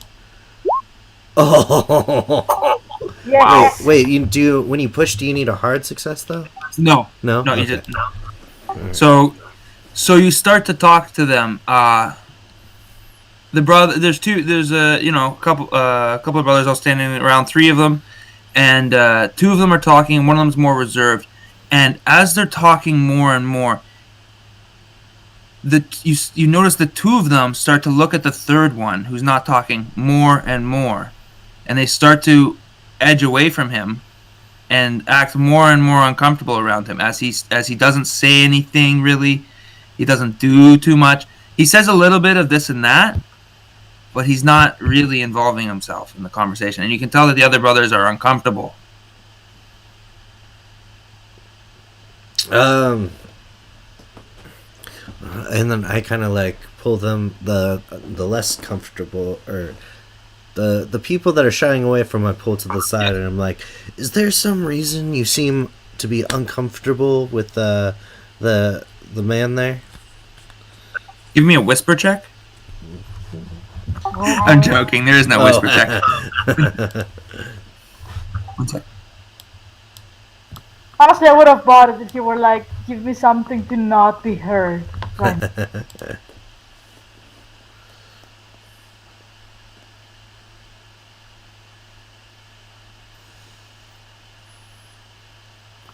Oh boy, I think that was a listen check on us. All right. So they say they kind of say, yeah, I'm not like, I really don't feel like it's my brother. Our brother, he's not been the same the last couple of days. He's been distant, and or just since yesterday he's been distant, and this morning he was, when he woke up, it just, everything feels off. And then you turn around and he's gone. Where'd he go? Hey, what the? Hermano! And they go off looking for their brother, but he's gone. He's just disappeared. Oh, Wait, so there were 4 brothers, and one of them was gone. Three, and one of them, all 3 of them were there. One of them was acting weird. He pulled 2 of them aside to talk to them, and they're saying, "Yeah, the other guy's acting weird." And then when you turn around, he's gone. The 3rd guy. oh man. Okay, so I didn't get to ask them about the photo. Okay, go ahead. while all that was going on, can I like, because there's all this commotion over there, can I look around the tents, like the camp and stuff where the natives live, just like for anything that because they must have, some people must have gone to that. Well, that's just yeah, I mean, you look around and no, there's nothing. And you get the distinct sense that there's nothing. In fact, all of a sudden in front of you, you see the pyramid in your mind, and you're almost brought to your knees just with the brilliance of it. It's shining white in your mind. Let's go to the pyramid. Let's go to the pyramid. So you get in your jeeps and everything, and a number of the natives kind of jump in the back, and you all head down towards the pyramid. As you come around the clearing, you feel a strangeness in the air. It's completely still and incredibly hot, incredibly humid. The cicadas are buzzing so loud that it feels like your ears are going to pop. All of a sudden, a howler monkey screams out, and you almost have a heart attack. The trucks slowly pull in, slowing down to an idle. Loud engines, guzzling. They're switched off, and a quiet descends as the people chat amongst themselves. Everyone is nervous. And the pyramid sits in front of you. Well, we should check on the... Yeah, we gotta check on the guards first. Gulp. Okay. You walk forward into the pyramid. And never back out. I'll take a shot of tequila. I'll take a chug of tequila before we go in. Are you, like, honestly, like, pause. Our archaeologist team consists of people who are 50% of the time drunk and 25% of the time high. I'm not in good. I lost so much sanity. Okay, I'm not in the right mindset. And naked 10% of the time at least. Okay. Yeah. Okay. So okay, so Esteban says, I will check on my men, and he heads forward first, and you all follow in behind him.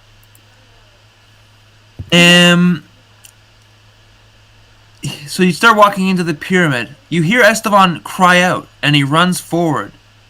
And there on the ground are the bodies of 2 men. But as you draw closer, they seem to be just withered husks. Oh, God. And it's at that moment that you see something move down in the hole. And it comes rushing out towards you. Several somethings, a whole number of somethings start shuffling out of the hole. Vampires! Ah! Actually, there's a moaning. And it's more like mummies. Oh. Yes, more like mummy zombies. Zombies! Come shuffling out. I like how we changed it. Now say zombies in Spanish. I wrote it somewhere in the chat. And then put it.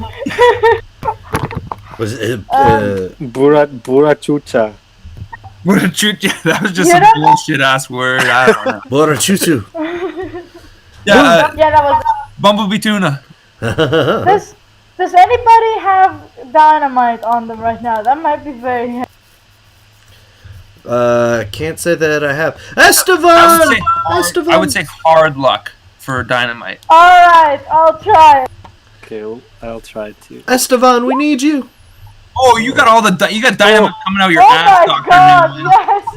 If We you are sit down, talented. What? if you sneeze, What this the- whole place is going to hell. We are archaeologists, okay? We need to find ways to open tunnels.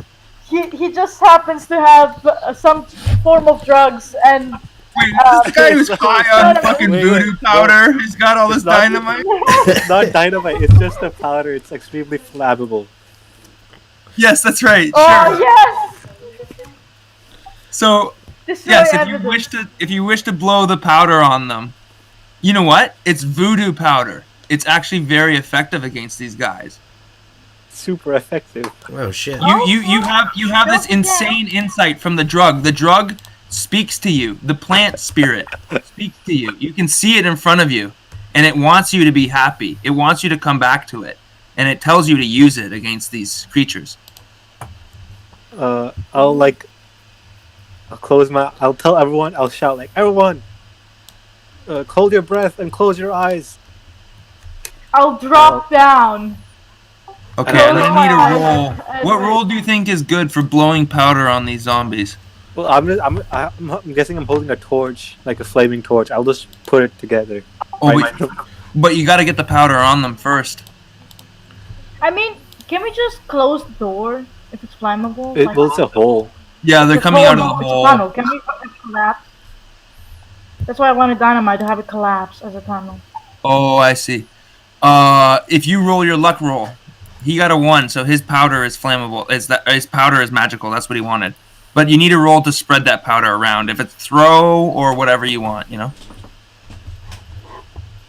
Throw or brawl or I guess brawl. I don't have throw. Okay. Yeah. I mean, unless there's Oh, something I have else. throw, but Unless you got it's points not in like sleight of hand or something. Yeah, it's just really low though. Okay, so brawl it is. You go to get this powder, you know, on these guys. Oh, I'm sorry. You cannot. But I will say that you don't waste any. You just you don't get it off. You know what I mean? They get in you go to throw the powder, you go to blow the powder, but all of a sudden one of them is on. Oh no. One of them is what? Ouch. I'm Wait, gonna one of them is what? on him. they jump on me. Can I Jump dodge? on- Jump on it. Roll a dodge, but you need a good success. Oh, I'm gonna attempt. I'm gonna be trying to take photos, but like explicitly, I'm using the 5 giant, damage. I'm sorry. I crit.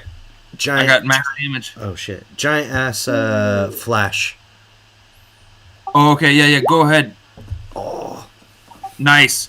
So, yeah, Dr. Newman, you get raked across the face as you go to blow the powder for 5 points. Is that half your hit points? I have 11. I Okay, have so not 6 quite. now. So yeah, you feel very badly bloodied, and you feel blood rushing down the side of your face and dripping onto the sand.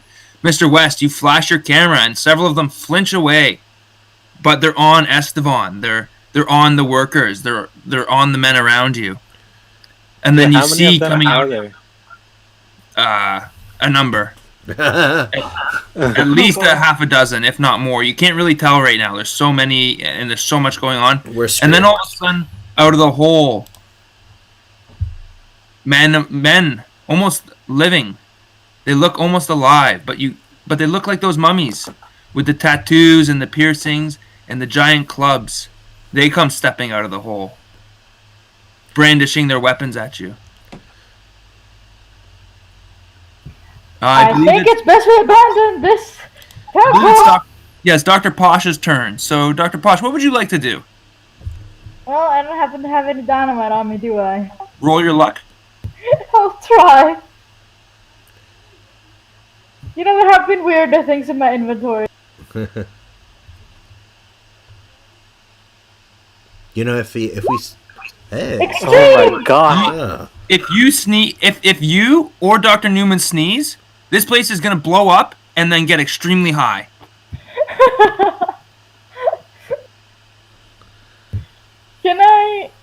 Can I have can I have a stick of a couple of sticks of dynamite? You can have as much dynamite as you want. Thank you. All right. So this type of dynamite you can light and then throw, and then it's gonna blow up after a few seconds, right? Because it has like this. If you want, one of the Jeeps outside can be stock full of dynamite, and you can like drive it in here, lit up if you want. All right. There you go. All right, so Dr. Posh starts running for the door. He remembers his truck full of dynamite. Oh, I forgot my truck full of fucking dynamite, he says as he runs out the door. Yes. Because that explains why he didn't want the soldiers searching his stuff. That's why he didn't want them touching his shit, that's right. Yes. They'll steal this shit. They'll use it. It wasn't close, it was dynamite. I think Alright, so I'm at this point my goal is just like I'm gonna keep on like just trying to send out flashes as I'm like trying to back out of the temple or the pyramid. alright. Come along, Dr. Newman! Wait, so That's I'm in dynamite! there. I'm in there with like all of them, right? Even the big guys with the clubs.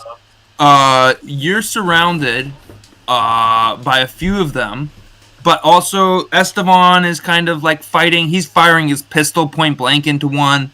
Several of the workers are hacking into them with machetes and shovels, but they're going down around you with teeth in their neck and claws in their eyes and such.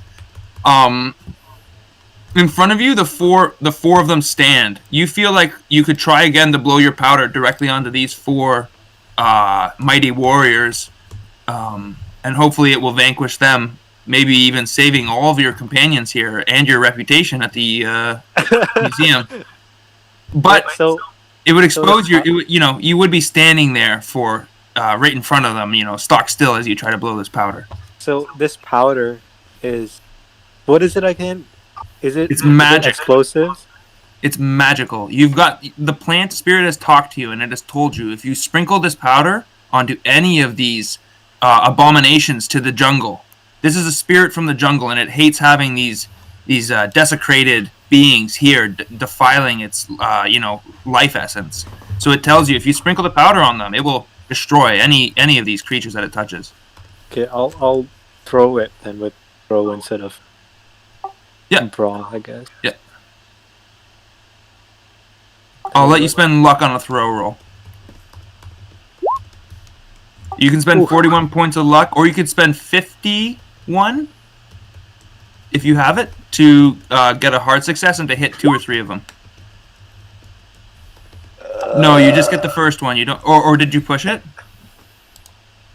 No, I pressed it twice because it wasn't showing up. Okay, it's the first one. Yeah. So do you want to spend 51 points of luck to hit a D4 of them? This is a one shot. Just think about that. Yeah, let's do it. Okay, so take your 51 points of luck, which probably takes you down to like 5 luck or whatever. I have 4. 4 luck. Wait, no. 51. I still have loads. Oh, okay, you still got a bunch of luck? Okay, I have that's 13 left, I mean. Okay, so roll a D3 plus 1, and that's how many of them you'll hit. There's 4 of them total. Come on, 3.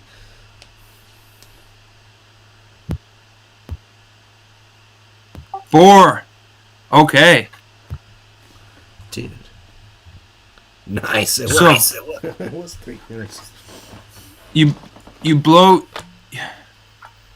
You reach up. You look in front of you, and you see these giant, absolutely physically fit men, covered in tattoos, covered in muscles, covered in scars, and they're supposed to be mummies, but they look absolutely in the prime of their life, speaking some strange language you don't understand, brandishing these terrible looking weapons, and they come marching towards you with these smiles on their faces. They're not afraid. They're laughing.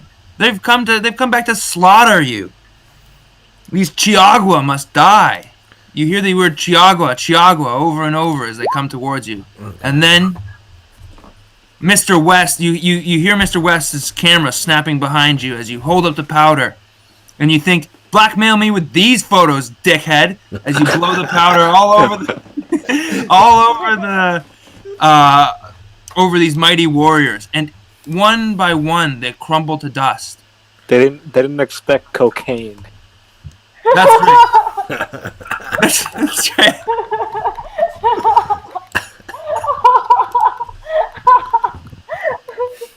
Is this So- really a horror scenario? It's so hard. I'm sorry. It's This good. is the I'm best good. comedy I've had in a few. All So, my neighbors are awake now at 4 a.m. I love. oh wow. So yeah, so they they crumble into dust, and it is at that moment that the tide turns, and that you see your friends and comrades starting to push the mummies back down into the hole, knocking them to the ground, getting on top of them and crushing them to dust, and the mummies themselves crumbling to dust. But one more creature emerges from below. And it looks directly at you. And it charges at you, Dr. Newman. This one wearing a headdress of beautiful gold and shimmering jewels. And it bares its mouth as it swings its hand towards you. And it fucks you real good. Oh, jeez. Oh! No. Can I dodge or fight back? You need an extreme dodge roll. Oh, no. I can't seem to capture his essence. No. You just want to photograph a vampire murdering your friend. Wait. You said you got 13 luck left, right? Yeah. That's not a I lot. need extreme. It's not enough to get an extreme. You'd have to Oh, spend right, like you need extreme, right? yeah. So you take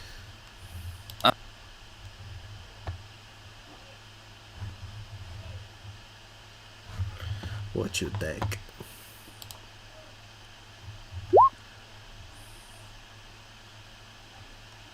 Jeez. You need to put in. Oh, You need to put in shit. square brackets. Oh shit! No. -6. okay. So a big Or more obsidian like in club, pieces. a big obsidian club comes swinging down, and you can tell this creature is very pissed that you just destroyed his best men, and he paints you the side of his pyramid with your brains. Oh my god. Your head just cracks open and your skull goes flying all over the place as you go flying against the wall and crumple in the dirt. A hero, but unfortunately dead. No! Taking a Why picture. would you Yep. capture Mr. West has a fucking dope photograph of this club connecting with your head. That's gonna be. That's Mr. gonna be West, on spend 10 all luck. the magazines. Spend 10 luck, and I will guarantee you the greatest photography career of the 1920s. You will cover the front page of every magazine with this photograph of Dr. Newman's head being smashed into pieces. Done and done. The world will see it. The world. Yeah, this goes out in history. In 2020, people talk about Dr. Newman getting smoked in the face with a giant obsidian club. There's memes of it. Yeah. There's memes of it. You thought you were having a bad day, and then it's just Dr. Newman's photo. No, it's just. I inhaled too much of the thing, so I'm like still dreaming. I'm That's- still alive, but I'm still dreaming. That's right. That's right. You are alive in the dream world, and we could play with that if this is a campaign. But I would agree that Dr. Newman is indeed alive in the dream world because he did imbibe a hell of a lot of DMT powder. Yeah. And he died a hero. Absolutely. Yeah. You're not going to show those photos but of if him you on know- the floor. You're going to show the photos of him getting clubbed, right? That's the better one. He Oh, doesn't. of He course. doesn't lose his job and his wife and all that. You know. No. And then yeah. naked photos with all the ass and stuff. Yeah. That's right. That's We right. ignore that. They have to be thrown out now. There's no value in blackmail. They don't see the light of day. That's right. So I destroyed the Um, negatives. That's what I was getting Well, there's at. still I there's still one negatives. negatives. alive, guys. You can't celebrate. No, I know. We gotta get it. The two of us still gotta get the F out of here. that's right. So Dr. Newman is indeed dead, but he died a hero. Mr. West, you snap a photo, and then you realize that this thing does not like flashbulb photography. It is a little self-conscious. And it starts to make its way towards you. What do you want to do as it closes? I mean, if I think it'll help, I'll take one more photo. I basically just want to run. I want to get out of here as much as possible. So you snap your camera and you turn and run. As do, no, that's fine. Make a dodge check. So I actually, whoops, I didn't mean to do that. Sorry. I don't have a number in my dodge. It's half your dex if you have. Oh, okay, so it'd be 30. Okay, gotcha. Oh no, but. And can I get a drive roll from Dr. Posh? Yeah. Oh, I'm gonna get hit by the car. No. Save the camera. I can't even use my luck to help me. Can I blast my horn while I'm going in? You know, like, get out of the way! Just make a drive roll, please, Dr. Posh. I said 16 points. All right. So, Mr. West, you snap a photograph of this terrible creature, and you turn around, and at the last second, as it goes to move towards you, and you think, "I've got to get the hell out of here. I've got to get somewhere." Sip! Boom! A truck smacks into you, flattens you, and then slams into this creature before exploding. Can I get 3d10 plus 10 from Dr. Posh, please? Okay. Wait, so she killed herself? I mean, I spent the luck, but I guess I would get you anyway. Oh yeah, she pretty did the bad luck. roll. And I did use luck on it to get it to 20. And Yeah. by the way, is it okay if I say that I drove around and then got off the wheel, put a brick in it, and let it drive? Okay. I will say that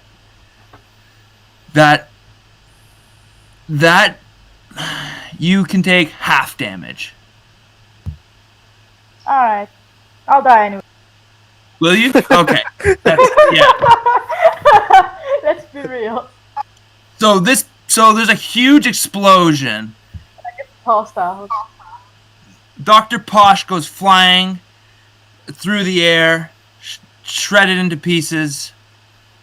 Mr. West is run over by a truck before being absolutely obliterated, but somehow his camera bag gets stuck in the corner, safe to be discovered one day and saved for posterity. And the whole pyramid gives a mighty rumble and collapses down upon the gatherer of the blood. Maybe killing him. Maybe leaving him free to roam another day. But to Dr. Posh, Mr. West, and Dr. Newman, none of that matters. Nothing matters anymore. And that's Blood of the Ancient Gods. But they still recovered my camera, and it's still. No, that's not That's the right. problem, though. Like, they recovered your camera, and then somebody else became rich with your photograph. Oh Yep. no! Somebody else claimed that glory. Hey, That's the true horror. Tragic. Plagiarism. the pictures of me. They got leaked. Sorry? My pictures got leaked. That's right. Yes! Your wife finds out in posterity, Mr. Newman. She divorces you in posterity. Oh god. Your daughters and sons and like children are also like. I'm remembered as a hero and as a, I don't know, as an embarrassment. That's right. It's a bit of column A, a bit of column B for you, Dr. Newman. I mean, he Okay. did take a hit for the team, but he also I took a had hit. serious problems. Well, what an epic way to end the night. That's cool. Yeah, thanks, guys. Thank you very much for joining me. And that was I had an absolute blast. So thank you. Yeah. Yeah, same. Yeah. Fun times. I gotta go. See you guys later. Soon. Yeah. Peace. Stay safe.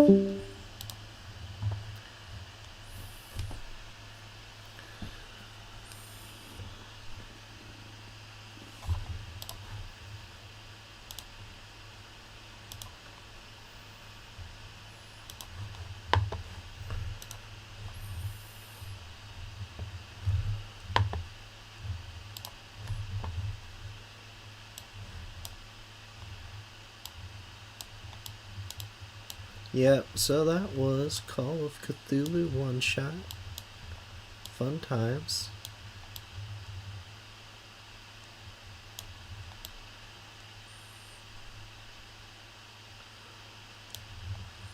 Very cool. Come on, let me get my final image here.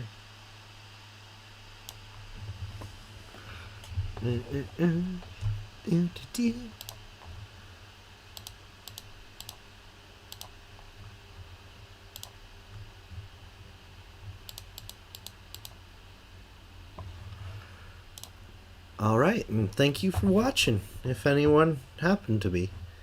That was a lot of fun. Have a good night.